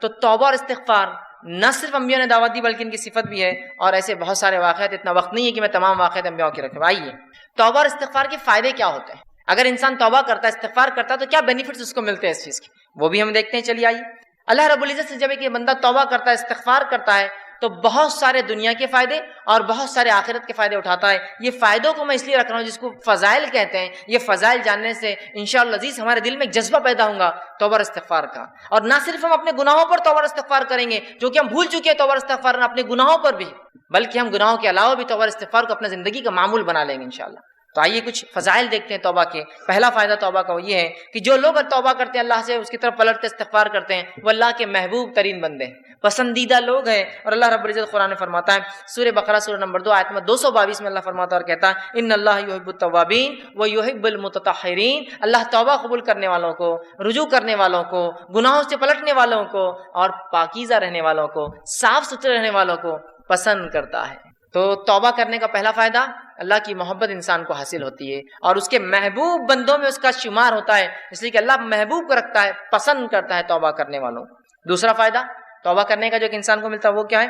اللہ اسے بخش دیتا ہے، توبہ کرنے والے کو اللہ بخش دیتا ہے، معاف کر دیتا ہے، اس کی خطاؤں کو درگزر کر دیتا ہے۔ اللہ رب العزت قرآن میں فرماتا ہے سورہ طٰہٰ سورہ نمبر 20 آیت نمبر 82، اللہ فرماتا ہے وَإِنِّي لَغَفَّارٌ لِمَن تَابَ وَآمَنَ وَعَمِلَ صَالِحًا ثُمَّ اهْتَدَىٰ۔ سن لیجئے کیا فرماتا اللہ کہ میں جو ہے لوگوں کو معاف کرتا ہوں، لمن تابا، جو میری طرف رجوع کرتا ہے، جو میرے سے توبہ کرتا ہے میں اسے معاف کرتا ہوں، لیکن کنڈیشنل ہے میری معافی۔ پہلی شرط معافی کے لیے وہ آمنا، وہ ایمان والا ہو، وہ عمل صالحا، اور پھر نیک کام کرے توبہ کرنے کے بعد۔ اس کا ہرگز معلوم مطلب یہ نہیں کہ توبہ کر لیا مطلب نیا اکاؤنٹ کھولنے کی اجازت مل گئی مجھے اب گناہ کرنے کی۔ توبہ کرتا ہے ایمان والا انسان اور پھر نیک کام کرتا ہے تو اللہ رب العزت فرماتا ہے وَإِنِّي لَغَفَّارٌ لِمَن تَابَ، کہ ان لوگوں کی میں توبہ قبول کرتا ہوں جو مجھ سے توبہ کرتے ہیں اور انہیں معاف کر دیتا ہوں، اور پھر وہ ایمان لائے اور نیک عمل پھر کرتے رہے اور اس معاملے پہ جم جائے، اس معاملے پر جائے۔ تیسرا فائدہ، چوتھا فائدہ اور پانچواں فائدہ، چونکہ ایک ہی حدیث میں آتا ہے اس لیے میں ایک ساتھ رکھوں گا، تیسرا فائدہ توبہ کا ہے، اللہ غم سے نجات دیتا ہے، پریشانیوں سے نجات دیتا ہے، مشکلوں سے نجات دیتا ہے۔ چوتھا فائدہ، تنگ دستی دور کرتا ہے۔ سبحان اللہ، ہم نے سوچا بھی نہیں تھا توبہ استغفار کا تعلق تنگ دستی سے بھی ہو سکتا ہے، یا توبہ استغفار کرنے سے رزق میں کشادگی بھی آ سکتی ہے، مال و دولت میں فراوانی بھی ہو سکتی ہے۔ اس لیے کہ توبہ کرنے کا ایک فائدہ ہے تنگ دستی سے اللہ نجات دیتا ہے۔ اور پانچواں فائدہ توبہ کا معلوم آپ کو کیا ہے؟ ایسی جگہ سے روزی دیتا ہے جہاں سے سوچا بھی نہیں ہوگا۔ تنگ دستی بھی دور ہوتی ہے، غم بھی دور ہوتے ہیں، اور ایسی جگہ سے روزی ملتی ہے، روزی سمجھتے ہیں نا آپ، رزق ملتا ہے جہاں سے سوچا بھی نہیں ہوگا، گمان بھی نہیں کیا ہوگا، فہم میں بھی نہیں لایا ہوگا اس نے۔ آئیے حدیث اس طرح سے ابو داؤد کی روایت ہے، تینوں فائدے ایک ہی حدیث میں آتے ہیں۔ پہلا، جو شخص استغفار کو لازم پکڑ لیتا ہے، استغفار کو اپنے نفس سے لازم کر لیتا ہے، پکڑتا ہے، تو اللہ تعالیٰ اس کے لیے ہر غم سے نجات کا راستہ نکالتا ہے۔ ہر غم، سمجھتے ہیں آپ؟ آج کون سا ہے نا جو انسان ہے جو غم زدہ نہیں ہے، پریشان حال نہیں ہے؟ بتائیے مجھے، تو کہہ سکتا ہے کہ مکمل طور 100% خوش ہوں؟ ہم تو ہر حال میں اللہ کا شکر تو ادا کرتے ہیں، لیکن کہیں نہ کہیں پریشانیاں ہیں ہمارے پاس۔ پریشانیوں کا حل توبہ اور استغفار۔ ہم نے تو کبھی سوچا ہی نہیں تھا کہ غم کا علاج بھی استغفار ہو سکتا ہے۔ ہر غم سے اللہ نجات دیتا ہے استغفار کی بنیاد پہ، اس کی فضیلت یہ ہے۔ دوسرا، ہر تنگ دستی سے کشادگی کی طرف لے آتا ہے، ہر قسم کی غربت اور تنگ دستی سے نکال کے کشادگی کی طرف لاتا ہے۔ اور تیسرا، صرف تنگ دستی اور کشادگی سے، تنگ دستی سے نکال کے کشادگی کی طرف نہیں لاتا ہے، ایسی جگہ سے روزی دیتا ہے جہاں سے اس نے گمان بھی نہ کیا ہو، سوچا بھی نہ ہو۔ یاد رکھیں، سوچا بھی نہ ہو۔ کیا فائدے ہیں استغفار اور توبہ کے؟ روزی میں برکت، ایسی جگہ سے روزی جہاں سے سوچا نہ ہوگا، ہر غم سے نجات۔ کوئی کہتا ہے میرے گھر میں بیماری ہے، میں غم زدہ ہوں، استغفار کی کثرت کیجیے۔ کوئی کہہ رہا ہے مجھے تنگ دستی ہے، استغفار کی کثرت کیجیے۔ کوئی کہہ رہا ہے مجھے جو مال و دولت کی کمی ہے، استغفار کی کثرت کیجیے تو صحیح، آپ دیکھیے اللہ کیسی رل دیتا ہے۔ اور کوئی کہے مال و دولت تو ہے، برکت نہیں ہے، استغفار کیجیے، اس لیے کہ اللہ نے مال و دولت کی برکت چھین لی نا آپ کی۔ رزق میں اضافہ کہاں ہو رہا ہے؟ مال تو تعداد کوانٹٹی وائز بہت ہے، لیکن دل کہاں سکون میں ہے؟ استغفار نہیں کر رہے ہیں۔ استغفار کی کثرت کیجیے، استغفار کی کثرت کیجیے، استغفار کو معمول بنا لیجیے۔ تین عظیم فائدے ایک ہی حدیث میں آ رہے استغفار کے، غم سے نجات، تنگ دستی سے کشادگی کی طرف، اور ایسی جگہ سے روزی دیتا ہے جہاں سے سوچا بھی نہ ہو۔ اسی طرح غم سے نجات کے تعلق سے چھوٹا سا واقعہ رکھ دیتا ہوں صرف آپ کے سامنے، چونکہ ہمارے حالت میں ایسے واقعات ہوتے ہیں، ہمارے ماحول میں اس لیے رکھ رہا ہوں کہ نبی اکرم صلی اللہ علیہ وسلم کے پاس ایک صحابہ اور ایک صحابی آئے جن کے بیٹے کو گرفتار دشمنوں نے پکڑ لیا، اور نہ صرف پکڑا، خبر ملی کہ بہت مضبوط زنجیروں کے اندر اس کے پیر باندھ دیے۔ وہ آئے اور کہا اللہ کے رسول صلی اللہ علیہ وسلم، دشمنوں نے جو ہے ہمارے بچے کو پکڑ لیا ہے، آپ کچھ بتائیے کیا کیا جائے، کیا کرا جائے کہ ہمارا جو ہے بچہ واپس آ جائے، میرا بیٹا جو ہے واپس آ جائے، وہ ماں اور باپ دونوں آئے۔ اللہ کے رسول صلی اللہ علیہ وسلم نے کہا استغفار کی کثرت کرو، استغفار کرو۔ وہ کہتے ہیں کہ وہ دونوں گھر گئے، استغفار کی خوب کثرت کی، اور ان کے بیٹے کہتے ہیں کہ جب میں بیڑیوں میں جکڑا تھا، اچانک ایسا ہوا کہ میری پیروں کی دونوں بیڑیاں ٹوٹ گئی، اچانک رات میں دونوں بیڑیاں ٹوٹ گئی۔ جب بیڑیاں ٹوٹ گئی تو میں پریشان ہو گئی، یہ کیا ہوا؟ لوہے کی زنجیریں تھی وہ بیڑیاں بولتے لوہے کی موٹی موٹی زنجیروں میں جب قیدی کو قید کیا جاتا ہے جو آسانی سے نہیں ٹوٹتی، یاد رکھیے، ٹوٹ گئی۔ میں پریشان ہوا، اور ایک اونٹ میں نے پکڑا، وہ ایک اونٹنی میں نے لی، اس پر سوار ہوا اور بھاگنے لگا۔ جب میں اس اونٹنی پر بیٹھ کر بھاگنے لگا تو سارے اونٹ باڑے کے نکل کے میرے پیچھے بھاگنے لگے۔ اب چونکہ مجھے تو جان بچانے تھی، میں نکل گیا، اور پورے اونٹ بھی پیچھے بھاگنے لگے۔ اور اس کے بعد وہ اپنے گھر آئے، والدین خوش ہو اٹھے، والدین سے ملاقات کی، اور اللہ کے رسول کے پاس اس بچے کو لے کر اللہ کے رسول ہمارا بیٹا گھر واپس آ گیا ہے، استغفار کی برکت دیکھی، بچہ واپس آ گیا۔ ہر غم تھا نا بیٹے کے گمنے کا، اللہ نجات دے دی، بیٹا واپس دے دیا۔ پھر کہا اللہ کے رسول اب یہ اونٹوں کا کیا کرے؟ چونکہ بھاگنے کے لیے میں نے دشمن کی اونٹنی لے لی تھی نا، جان بچانے کے لیے جو اونٹنی لی گئی تھی ان کی نہیں تھی، دشمن کی تھی۔ اور کہا وہ ایک نہیں، وہ اونٹنی کی وجہ سے کئی اونٹ پیچھے آ گئے میرے۔ تو اللہ کے رسول نے کہا یہ رزق ہے جو اللہ نے تمہیں دیا بغیر سوچے کے، مطلب ایسی جگہ سے دیا جو تم استعمال کرو ان اونٹنیوں کو اور ان اونٹوں کو، اور ان کو سارے اونٹ دے دی۔ دیکھیے نا، ایک تو نجات ملی استغفار سے، اور دوسرا رزق بھی مل گیا جہاں سے سوچا بھی نہیں تھا، دشمن کا رزق، مطلب دشمن کے پاس کی چیز گھر آ گئی اپنے۔ کتنے فائدے نا استغفار کی۔ آئیے استغفار کے اور فائدے سن لیجیے۔ چھٹا، ساتواں، آٹھواں، نواں فائدہ ایک ہی آیت کے اندر آتا ہے، اس لیے 4 فائدے رکھ رہا ہوں۔ چھٹا فائدہ، بہترین اللہ موسلا دار بارش برساتا ہے استغفار کی کثرت سے۔ اسی طرح مال میں اضافہ کرتا ہے اللہ جو ہے استغفار کی کثرت سے اور توبہ کی کثرت سے۔ اولاد میں ترقی دیتا ہے اللہ استغفار اور توبہ کی کثرت سے، اور باغات اور نہریں نکال دیتا ہے، رزق کے ذریعہ بنا دیتا ہے استغفار کی کثرت سے۔ اللہ رب العزت نے سورہ نوح سورہ نمبر 71 آیت نمبر 10، 11 اور 12 میں فرمایا اور کہا، نوح علیہ السلام نے اپنی قوم کو دعوت دی، اور دعوت دیتے وقت وہ انہیں کیا کہہ رہے سنیے. وہ کہتے ہیں قلت استغفروا ربکم انہ کان غفارا، اے میری قوم اپنے رب سے استغفار کرو اپنے گناہوں کے لیے، تم شرک جیسی برے جرم میں جو ہے پھنسے ہوئے ہو اپنے رب سے معافی مانگو جو انہ کان غفارا، تمہارا رب ہمارا رب ضرور ہمیں معاف کرے گا اس گناہ کے لیے بھی اور تمام چیزوں کے لیے. یرسل السماء علیکم مدرارا، اور جب تم توبہ کرو گے تو آسمان سے موسلا دھار بارش برسائیں گا جو نفع بخش ہوتی ہے نقصان دہ نہیں ہوتی. یرسل السماء علیکم مدرارا، کس وجہ سے؟ ایمان لانے کے بعد اگر استغفار کرو گے تو آسمان سے بہترین موسلا دھار بارش برسائیں گا. پھر فرمایا وَيُمْدِدْكُمْ بِأَمْوَالٍ وَبَنِينَ، اور تمہیں مال میں، دیکھیے مال کا سیدھا لفظ ہے، رزق کا لفظ ہے، رزق میں مال اولاد سب آتا ہے. وَيُمْدِدْ، تمہیں بڑھاوا دیں گا، مالم و بنین، مال میں، روپیے اور پیسے میں، اور لڑکوں میں اضافہ کریں گا تمہارے، ہے نا. انسان کیا چاہتا ہے اپنے لیے؟ تو کہا تم چاہتے ہو نا رب سے اولاد اور لڑکے، تو اس میں اضافہ کریں گا تمہارے. تو جو لوگ بے اولاد ہو استغفار کی کثرت کریں. بارش نہیں ہو رہی ہے استغفار کی کثرت، چونکہ نوح علیہ السلام کہہ رہے ایمان کے بعد استغفار کرو گے تو بارش برسائیں گا، مال و دولت میں اضافہ کریں گا، اولاد عطا فرمائیں گا تم کو. ٹھیک. پھر فرمایا وَيَجْعَلْ لَكُمْ جَنَّاتٍ وَيَجْعَلْ لَكُمْ أَنْهَارًا، اور تمہارے لیے بہترین باغات میسر کر دیں گا، اور صرف باغات نہیں بہترین نہریں جاری کر دیں گا کہ نہ صرف کھیتی ہو، پانی والی کھیتی تمہیں عطا فرمائے. 4 فائدے دیکھیں استغفار کے کیسے ایک ہی ساتھ آ رہے ہیں. بارش کا بہترین برسنا. دوسرا فائدہ ہم دیکھ رہے ہیں اس کے اندر وہ یہ ہے کہ مال میں اضافہ، اولاد میں اضافہ، اور کھیتی باڑی اور نہروں کے اندر اضافہ اللہ تعالیٰ کر دیتا ہے. 10واں فائدہ استغفار کا وہ یہ ہے انسان کا دل سیاہ کالا ہونے سے بچ جاتا ہے. نبی اکرم صلی اللہ علیہ وسلم فرماتے ہیں، مستدرک حاکم کی روایت آپ نے فرمایا، بندہ جب گناہ کرتا ہے تو اس کے دل پر ایک کالا سیاہ داغ پڑ جاتا ہے، ایک اسپاٹ آ جاتا ہے. اگر وہ استغفار کر لیتا ہے تو اسپاٹ مٹا دیا جاتا ہے، وائپ آؤٹ کر دیا جاتا ہے، صاف کر دیا جاتا ہے. لیکن اگر وہ توبہ اور استغفار نہیں کرتا تو داغ بڑھتا جاتا ہے، بڑھتا جاتا ہے، بڑھتا جاتا ہے، حتیٰ کہ اس کا پورا دل کالا ہو جاتا ہے. یاد رکھیں. تو اگر انسان توبہ استغفار کرتا ہے تو دل صاف ہو جاتے ہیں، وہ دھبا دل سے نکل جاتا ہے جو گناہ کی وجہ سے لگ جاتا ہے دلوں کے اوپر. لیکن آج گناہ کرنے کے بعد بھی ہم کہاں رجوع کرتے ہیں، استغفار کرتے ہیں، ہے نا. اسی لیے کہا جاتا ہے ہمارے دل تو آج کالے ہو چکے ہیں، اس لیے کہ ہمارے اعمال کالے ہیں. استغفار کرنے سے دھبا مٹتا چلا جاتا ہے. گناہ ہوئے استغفار کیجیے، توبہ کیجیے، دھبا مٹ جائیں گا. تو دل کالے ہونے سے بچ جاتا ہے، اور جب استغفار کرتا ہے تو دل چمکا دیا جاتا ہے، صاف کر دیا جاتا ہے. اسی طرح 11واں فائدہ توبہ اور استغفار کا وہ یہ ہے کہ توبہ اور استغفار سے کتنا ہی گناہ، بڑا گناہ کیوں نہ اللہ معاف کر دیتا ہے. توبہ اور استغفار جب انسان کرتا ہے نا، کتنا ہی بڑا گناہ آپ نے اور ہم نے کیوں نہ کیا ہو اللہ معاف کر. کتنا ہی بڑا، اور سب سے بڑا دنیا میں گناہ کون سا ہے؟ اللہ کے ساتھ شرک کرنا. اگر شرک کرنے والا بھی توبہ کرے سچی، تو سچی توبہ کے بعد اللہ اس کے شرک کو بھی معاف کر دیتا ہے، زنا کو بھی معاف کر دیتا ہے، کفر کو بھی معاف کر دیتا ہے، نفاق کو بھی معاف کر دیتا ہے، ہر قسم کے گناہ کو معاف کر دیتا ہے. اور نماز اگر چھوڑتا ہے، تارک الصلاۃ ہے، نماز چھوڑنے والا، تو اس کے گناہ معاف ہو جائیں گے. لیکن توبہ سچی ہو، اور توبہ کی شرائط میں انشاءاللہ آگے آؤں گا. لیکن جو بات آیت گزری آگے وہ یہ ہے کہ ایمان لانے کے بعد عمل صالح پڑ جائے، یہ توبہ کی شرائط ہے. ورنہ یہ نہیں کہ توبہ کر لی اور اگلا گناہ کرنا پھر شروع کر دیا. گناہ کرنے سے ہر گناہ کی معافی، توبہ کرنے سے ہر گناہ کی معافی ملتی ہے. ہر گناہ کی شرط یہ ہے کہ موت سے پہلے یا قیامت کی کوئی بڑی علامت آنے سے پہلے یہ کر لیا جائے، موت سے پہلے.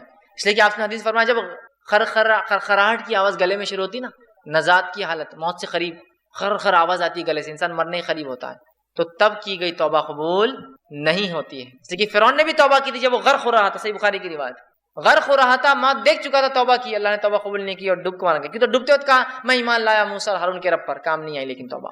تو اس سے پہلے کہ موت آئے توبہ کر لے، یا کوئی علامت آ جائے قیامت کی، توبہ ضروری یاد رکھیں. ہر گناہ کی توبہ اللہ معاف کرتا ہے، لیکن زندگی میں یاد رکھیں مرنے سے پہلے اور نجات کی حالت، مطلب مرنے کے بعد اور نجات کی حالت سے پہلے اگر توبہ نہ ہوئی تو پھر توبہ کی گنجائش نہیں. تو جو گناہ ہم سے ہوا ہو، کتنا ہی بڑا کیوں نہ ہو، سچی توبہ اپنے رب سے کیجیے. یاد رکھیں توبہ تو نصوحہ کیجیے، انشاءاللہ عزیز ہمارا رب کو ہم پائیں گے کہ وہ ہر گناہ کو معاف کرتا ہے. آئیے 12واں فائدہ، سچی توبہ کرنے سے ایک ایسا عظیم فائدہ ہے، سنیے. سچی توبہ کرنے سے اللہ گناہوں کو بھی نیکی میں تبدیل کر دیتا ہے. سبحان اللہ. ایسا کہیں ہوتا ہے کیا؟ کسی کا آپ نے نقصان کیا، نقصان کرنے کے بعد معافی مانگی اور اس نے اتنے نقصان کے بدلے آپ کو کچھ عطا کر دیا. ہوتا یہ کہ معافی دے دے تو بڑی بات ہے، نہیں تو چیز بھر کی بھی دینا پڑتی، معافی مانگنا پڑتی ہے، زندگی بھر کی دشمنی بھی رہتی. باقی گناہوں کو نیکی میں تبدیل کرنے اگر توبہ سچی ہو تو نبی اکرم صلی اللہ علیہ وسلم کے پاس ایک ایسا قبیلہ آیا عرب کا جو لوٹ مار کرتا تھا، راستوں مسافروں کو لوٹتا تھا، اور وہی ان کی انکم کا ذریعہ تھا. خون خرابہ، قتل، غارت گری، شرک اور کفر اور لوٹ مار. وائے کہ اللہ کے رسول، کیا ہماری توبہ ہے؟ ہم اگر توبہ کرنا چاہتے ہیں کہ ہماری توبہ ہے، جو اتنے گناہ ہم زندگی میں کر چکے ہیں، اور آج کون سا ایسا انسان ہے دنیا میں جو معافی نہیں چاہتا اپنے گناہوں کے لیے؟ راستہ یہ ہے معافی کا، راستہ یہ ہے معافی کا. ہر انسان چاہتا ہے اسے گناہ معاف ہو، ہر انسان ریپینٹ کرنا چاہتا ہے، توبہ کرنا چاہتا ہے، استغفار کرنا چاہتا ہے اپنے رب سے. یہ ہے طریقہ توبہ کا.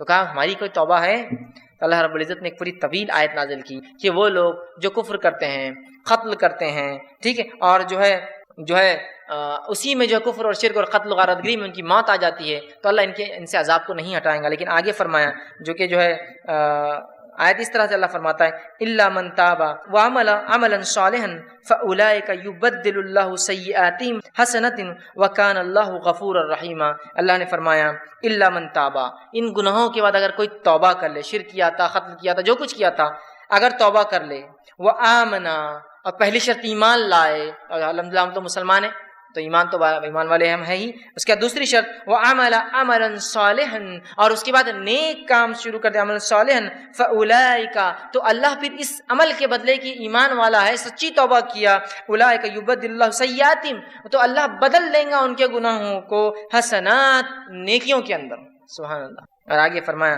وکان اللہ غفور الرحیم، اور اللہ تعالیٰ تو معاف کرنے والا اور رحم کرنے والا ہے۔ تو گناہ بھی نیکی میں تبدیل ہو سکتے ہیں اگر سچی توبہ انسان کی ہو۔ اسی طرح ابن ماجہ کی روایت ہے، آپ صلی اللہ علیہ وسلم فرماتے کہتے ہیں اگر تم اس قدر گناہ کرو کہ تمہارے گناہ آسمان تک پہنچ جائے، لیکن ان حدیثوں کو بالکل رائٹ کانٹیکس میں لیجیے، بالکل صحیح معنوں میں لیجیے، یہ حدیث دلیل نہیں ہے گناہ کرنے کی، جو ہو جاتے اس کی معافی کی دلیل ہے، یاد رکھیے رائٹ کانٹیکس۔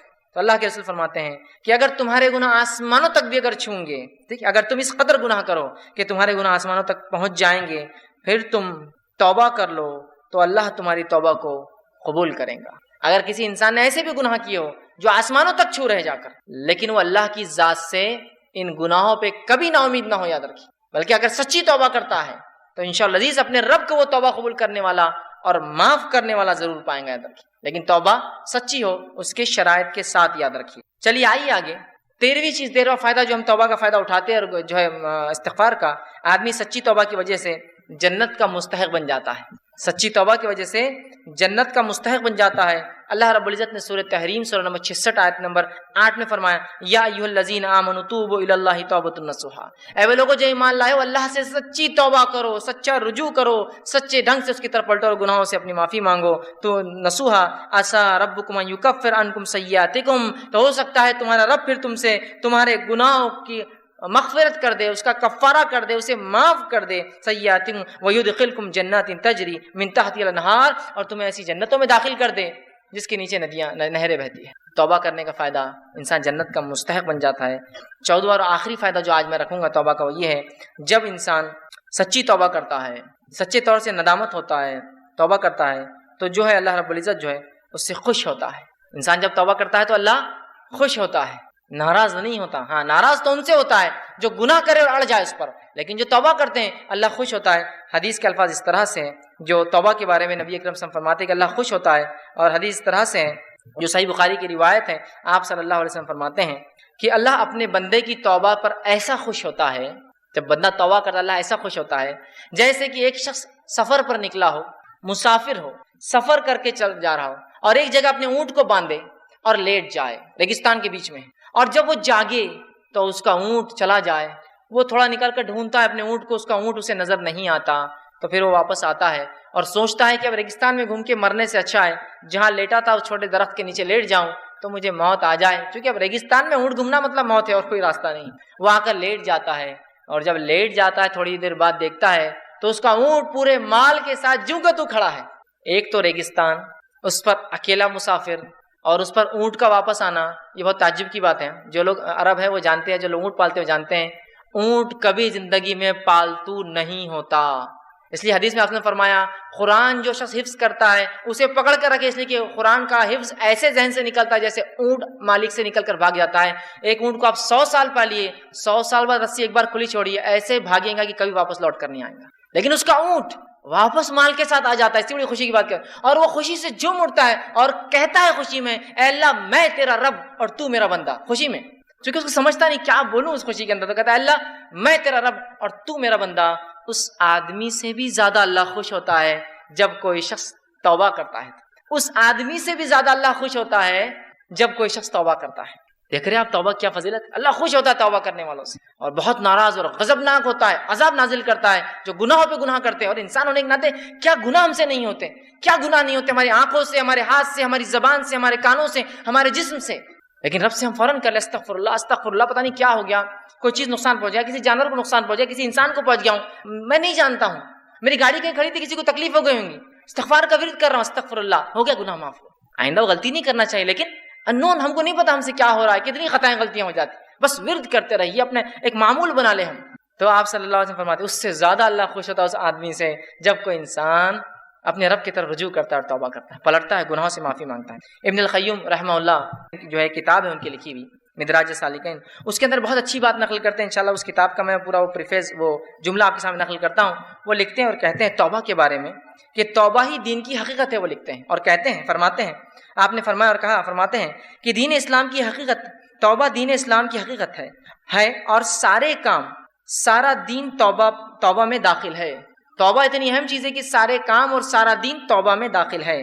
یہی وجہ ہے کہ توبہ کرنے والا اس بات کا مستحق ہے کہ اللہ تعالیٰ کا وہ دوست قرار دیا جاتا ہے، کیونکہ اللہ تعالیٰ توبہ کرنے والوں اور پاک صاف رہنے والوں کو دوست رکھتا ہے. کہ تو اللہ جس سے محبت کرتا ہے مطلب وہ اللہ کا دوست ہے نا. توبہ کرنے والوں سے اللہ محبت کرتا ہے تو اللہ کے دوست ہے. اس کا مطلب توبہ دین کا بہت اہم حصہ، بلکہ وہ کہتے ہیں بلکہ مکمل دین اسلام مکمل توبہ کے اندر ہے. پھر وہ آگے لکھتے ہیں اللہ تعالیٰ اپنے ان بندوں سے محبت رکھتا ہے جو اس کام کو بجا لائے جس کا اس نے حکم دیا ہے، اور اسے ترک کرے، ان کاموں کو چھوڑ دیں جس سے اس نے منع فرمایا ہے. تو گویا توبہ کا مفہوم یہ ہے کہ جن کاموں کو اللہ تعالیٰ نے ظاہری اور باطنی طور پر ناپسند فرمایا ہے، فرماتا ہے انسان ان سے رجوع کرے، توبہ کرتے ہوئے ایسے کاموں کو اختیار کرے جنہیں اللہ تعالیٰ ظاہری اور باطنی مطلب اوپنلی اور کلوزلی، چھپا ہوا سیکرٹلی اس کو پسند کرتا ہے. فرماتا ہے اس اعتبار سے توبہ ایک جامع لفظ ہے اور اسلام، ایمان اور احسان اس توبہ میں مکمل طور سے داخل ہے، اور یہ تمام مقامات کا احاطہ کیے ہوئے. اسی لیے یہ ہر مومن کے مقصود کی ابتدا بھی ہے کہ وہ توبہ کرے، اور انتہا بھی ہے، خاتمہ بھی اسی پر ہو کہ وہ توبہ کرے. اسی مقصود کی خاطر مخلوق کو جود بخشا گیا، اور توحید اسی کا ایک جز ہے، بلکہ عظیم جز ہے. پھر آگے لکھتے ہیں اکثر لوگ توبہ کی قدر و منزلت اور اس کی حقیقت سے آگاہ نہیں ہوتے. علم اور عمل اور حال کے اعتبار سے توبہ کرنا تو بہت دور کی بات ہے. اللہ تعالیٰ توبہ کرنے والوں سے اسی لیے محبت رکھتا ہے کہ ساری مخلوق میں وہی ہے جو اس کے خاص بندے ہیں. توبہ کرنے والے خاص بندے ہیں، گناہ گار تو سارے ہی ہیں، خاص ہیں. اگر توبہ اسلام کے تمام احکام اور ایمان کے کامل حقائق کی جامع نہ ہوتی تو اللہ تعالیٰ اپنے بندے کی توبہ پر اس قدر مسرت کا اعلان نہ کرتا. اگر توبہ بہت اہم چیز نہ ہوتی تو وہ حدیث میں وہ نہیں آتا کہ ایک آدمی جس طرح سے خوش ہوتا ہے اللہ ویسا خوش ہوتا ہے. اعلان اظہار نہ فرماتا. تمام مقامات، وہ احوال جن کے بارے میں لوگ گفتگو کرتے ہیں، وہ سب توبہ ہی کی تفصیلات اور اس کی آثار اور اسی کے نتائج ہیں. تو توبہ کے بارے میں کتنی پیاری بات لکھتے ہیں کہ ہر چیز کا تعلق کہتے دین اور اسلام کا توبہ سے ہے. اب آئیے توبہ کی کنڈیشنز کیا ہیں، شرائط. توبہ کے کنڈیشنز رکھنے سے پہلے ایک چیز کی وضاحت اور کلیریفیکیشن دینا چاہتا ہوں ایک مثال کے ذریعے. سمجھ لیجیے آپ اکاؤنٹس کیپنگ کرتے، اکاؤنٹنٹ ہے، یا آپ ایسا کام کرتے جہاں آپ کو لکھنا، خط و کتابت کا کام ہوتا ہے، رائٹنگ ورک ہوتا ہے. اب ہوتا یوں ہے کہ جب قلم یا پین غلط چل جاتا ہے تو بہت مشکل ہوتی ہے اس کو مٹانا، ہے نا، کٹ کرنا پڑتا ہے. اب ہو یوں کہ کوئی یہ کہے کہ دیکھو یہ جب لکھو تو اس پہ غلطیاں مت کرو، اور غلطی ہو تو میں ناراض ہوں گا. اور جب آپ لکھتے تو غلطی ہو جاتی تو آپ سوچتے کاش کہ کوئی ایک ایسی چیز ہوتی جس کے ذریعے میں کیا کروں جو غلطیاں ہوتی اس کو مٹا دوں. تو سمجھ لیجیے آپ میرے پاس ہی کام کر رہے تھے یا میں آپ کے پاس کام کر رہا تھا. میں نے آپ کو ایک ربر لا کے دیا، اریزر، کہ دیکھیے اگر غلطی ہو جائے تو اس سے کیا کرنا ہے، اس اریزر ربر سے اس غلطی کو مٹا دینا تاکہ اکاؤنٹس اچھے دکھے، خراب نہ ہو کتاب. سمجھ رہے بات؟ اب جب میں نے آپ کو دے کر چلا گیا تو آپ اس غلطی کو کچھ دن مٹاتے رہے، بعد میں آپ کے دماغ میں ایک نئی چیز آئی، ربر جو دیا گیا وہ غلطی کو مٹانے کے لیے دیا گیا. تو آپ نے کیا شروع کیا معلوم؟ پھر کاغذ پہ چھرے مارے اور مٹاتے جا رہے اسے، چھرے مارے اور مٹاتے جا رہے اسے، اس لیے کہ ربر ہے نا اپنے پاس، تو چھرے ماریں گے مٹا لیں گے. تو ہم کو اللہ رب العزت نے ہماری فطرت میں چونکہ خطا ہے، غلطیاں کرنا ہے، ان غلطیوں کے اصلاح اور حل کے لیے، ان غلطیوں کی معافی کے لیے توبہ دی. تو ہم نے توبہ کو کیا سمجھ لیا کہ توبہ اس لیے دیا گیا کہ نئے گناہ کرنا ہے ہم کو. توبہ اس لیے دیا گیا کہ نئے گناہ کرنا ہے ہم کو. توبہ اس لیے دیا گیا تھا کہ جو گناہ ہو جاتے ہیں ان کی معافی ہوتی ہے. یہ بات میں اس لیے کہہ رہا ہوں کہ بہت سارے لوگ گناہوں کو اس لیے کرتے ہیں کہ وہ توبہ کرتے ہیں. ایک صاحب مجھے کہنے لگے دیکھیے میرا معاملہ ایسا ہے، میں نے فجر پڑھ کے آ جاتا، میں فجر پڑھ کے آنے کے بعد یہ کرتا، وہ کرتا، فلاں کرتا، بزنس میں جھوٹ بولتا، فلاں سب کرتا، پھر الحمدللہ میں استغفار وہ کرتا اور ظہر پڑھ لیتا تو میرے پورے گناہ معاف. پھر اس کے بعد میں ظہر پڑھ کے آتا، پھر یہ کرتا، وہ کرتا، یہ کرتا، یہ فلاں کرتا، یہ فلاں کرتا، اور یہ سب ہوتا. اس کے بعد کیا کرتا ہوں، بولے عصر پڑھتا ہوں، استغفار کرتا ہوں، اللہ سے گناہ معاف. پھر شام ہوتی ہے میں گھر آتا ہوں, ٹی وی پکچر دیکھتا ہوں, یہ کرتا ہوں, گانے سنتا ہوں, سونے سے پہلے توبہ کر لیتا ہوں, گناہ معاف. پھر صبح اٹھتا ہوں, پھر نئے گناہ کرتا ہوں, تو بس توبہ, بس بولے میں نے اختیار کر لیا, گناہ کر رہا ہوں اور معافی مانگ لیتا ہوں فوراً, الحمدللہ بولے میرے گناہ جبھی معاف ہو جاتے. کیا توبہ اس لیے دی گئی تھی کہ آپ گناہ کرتے جائے اور معافی مانگتے جائے, گناہ کرتے جائے اور معافی مانگتے جائے؟ توبہ کا معنی کیا ہے, اس کے شرائط میں چھپا ہے. توبہ کسے کہتے ہیں بھائی, کنڈیشنز دیکھ لیجیے, ورنہ وہ غلط فہمی میں لوگ ہوتے ہیں. ایک واقعہ میں نے پہلے بھی سنایا تھا کہ ایک صاحب ایک مرتبہ حج کو جا کے آئے, وہ ایک سنستھا سوسائٹی چلاتے تھے. آنے کے بعد کچھ لوگوں سے انہیں ایڈوانس پیسے لے رکھے تھے کہ یہ نوکری دوں گا, اوپین کی نوکری دوں گا, ٹیچر کی نوکری دوں گا. اب جب واپس آئے تو لوگوں نے کہا بھائی بہت, اب تم جانے لگے حج کو, جب کہ بھائی بہت وہ ہو گیا, آپ حج کو جا رہے ہیں تو ہمارے پیسے واپس کر دیجیے. تو کہا آئے بات دیں گے نا, کوئی مسئلہ نہیں. جب حج سے آ گئے تو کہا کہ بھائی آپ پیسے دے دیجیے, آپ نوکری تو نہیں دے رہے. تو کہ ہمارے پچھلے گناہ تو پورے معاف ہو گئے, سمجھ رہے آپ. اور پھر اللہ ان پر رحم کرے, انہوں نے پیسے نہیں لوٹائے ان کے, کہا حج ہو گیا ہمارا. اور مفتی صاحب نے بول دی تھی حج ہوا تو پچھلے گناہ معاف ہوتے. ارے بد اخلوں, مفتی صاحب نے جو کہا تھا گناہ معاف ہوتے, تو اس کا مطلب یہ تھوڑی ہے کہ تم نئے گناہ کرو حج کے بعد آ کر. وہ تو ان لوگوں کے جو سچی توبہ کے ساتھ گئے تھے اپنے رب کے پاس, رجوع کیا, ان کی معافی ہو. اور بندوں کے حق تو معاف ہی نہیں ہوتے ہیں, یاد رکھیے, حج سے بھی معاف نہیں ہوتے, یاد رکھ لیجیے بات. آپ صلی اللہ علیہ وسلم حدیث سے فرمائے کوئی شخص شہید ہو جائے, پھر زندہ کیا جائے, پھر شہید ہو جائے, پھر زندہ کیا جائے, پھر شہید ہو جائے, پھر زندہ کیا جائے, لیکن قرض باقی ہو تو مغفرت نہیں ہوتی. کیا چاہیے آپ کو, قرض باقی ہو تو مغفرت. شہید کو بھی نہیں ہے تو دوسروں کا تو چھوڑ دیجیے, دوسروں کا تو چھوڑ دیجیے. تو آئیے اس کی شرائط, کنڈیشن بہت انپورٹنٹ ہے. توبہ کے فضائل, فائدے پتہ چل گئے, کنڈیشن نہ پتہ چلے تو انسان کو لگے گا گناہ کرنے کے لیے تو توبہ ہے, نہیں, گناہ ہو جائے تو توبہ ہے. آئیے سنیے کنڈیشنز. توبہ کی شرائط جو ہے وہ یہ ہے, علامہ راغب اصفہانی اور امام نووی رحمہ اللہ توبہ کی شرائط لکھتے ہیں اور کہتے ہیں جو ہے برے کام کو اس کے گناہوں کی وجہ سے ترک کرنا. توبہ سے پہلے انسان جو برے کام کو چھوڑتا ہے, کیوں چھوڑتا ہے, اس کی نیت کیا ہو, توبہ کے لیے نیت یہ ہو انسان کی کہ برے کاموں کو اس کی قباحت, برائی کی وجہ سے چھوڑنا. بہت سے لوگ برے کاموں کو چھوڑتے ہیں لیکن اس کی برائی کی وجہ سے نہیں. کیوں چھوڑتے ہیں, اب میں شرابی ہوں, میں شراب اس لیے اب نہیں پی رہا ہوں کہ اس لیے کہ اب بیٹی بڑی ہوگی رشتے نہیں آئیں گے نا, تو میں نے شراب اس لیے نہیں چھوڑی کہ شراب پینا حرام ہے, میں نے شراب اس لیے چھوڑی کہ بیٹی کے رشتے کا معاملہ ہے. تو وہ لکھتے ہیں کہ گناہ کو اس لیے ترک کرنا ان کی قباحت کی وجہ سے, دنیائی مفاد اور فائدوں کے لیے نہیں, ان کی برائی کی وجہ سے کہ اللہ بہت میں گناہ میں تھا. ٹھیک ہے, تو توبہ کے لیے یاد رکھیے, توبہ جو ہم کریں گے تو گناہوں کو ہم اس لیے چھوڑیں گے کہ ان کی قباحت کی وجہ سے. اب کنڈیشن رکھ رہا ہوں. فرسٹ, پہلی کنڈیشن, گناہوں کو ہم چھوڑیں گے جس سے ہم توبہ کرتے ہیں, مطلب اس گناہ کو ہم چھوڑ دیں گے جس سے ہم توبہ کرتے ہیں, پہلی شرط.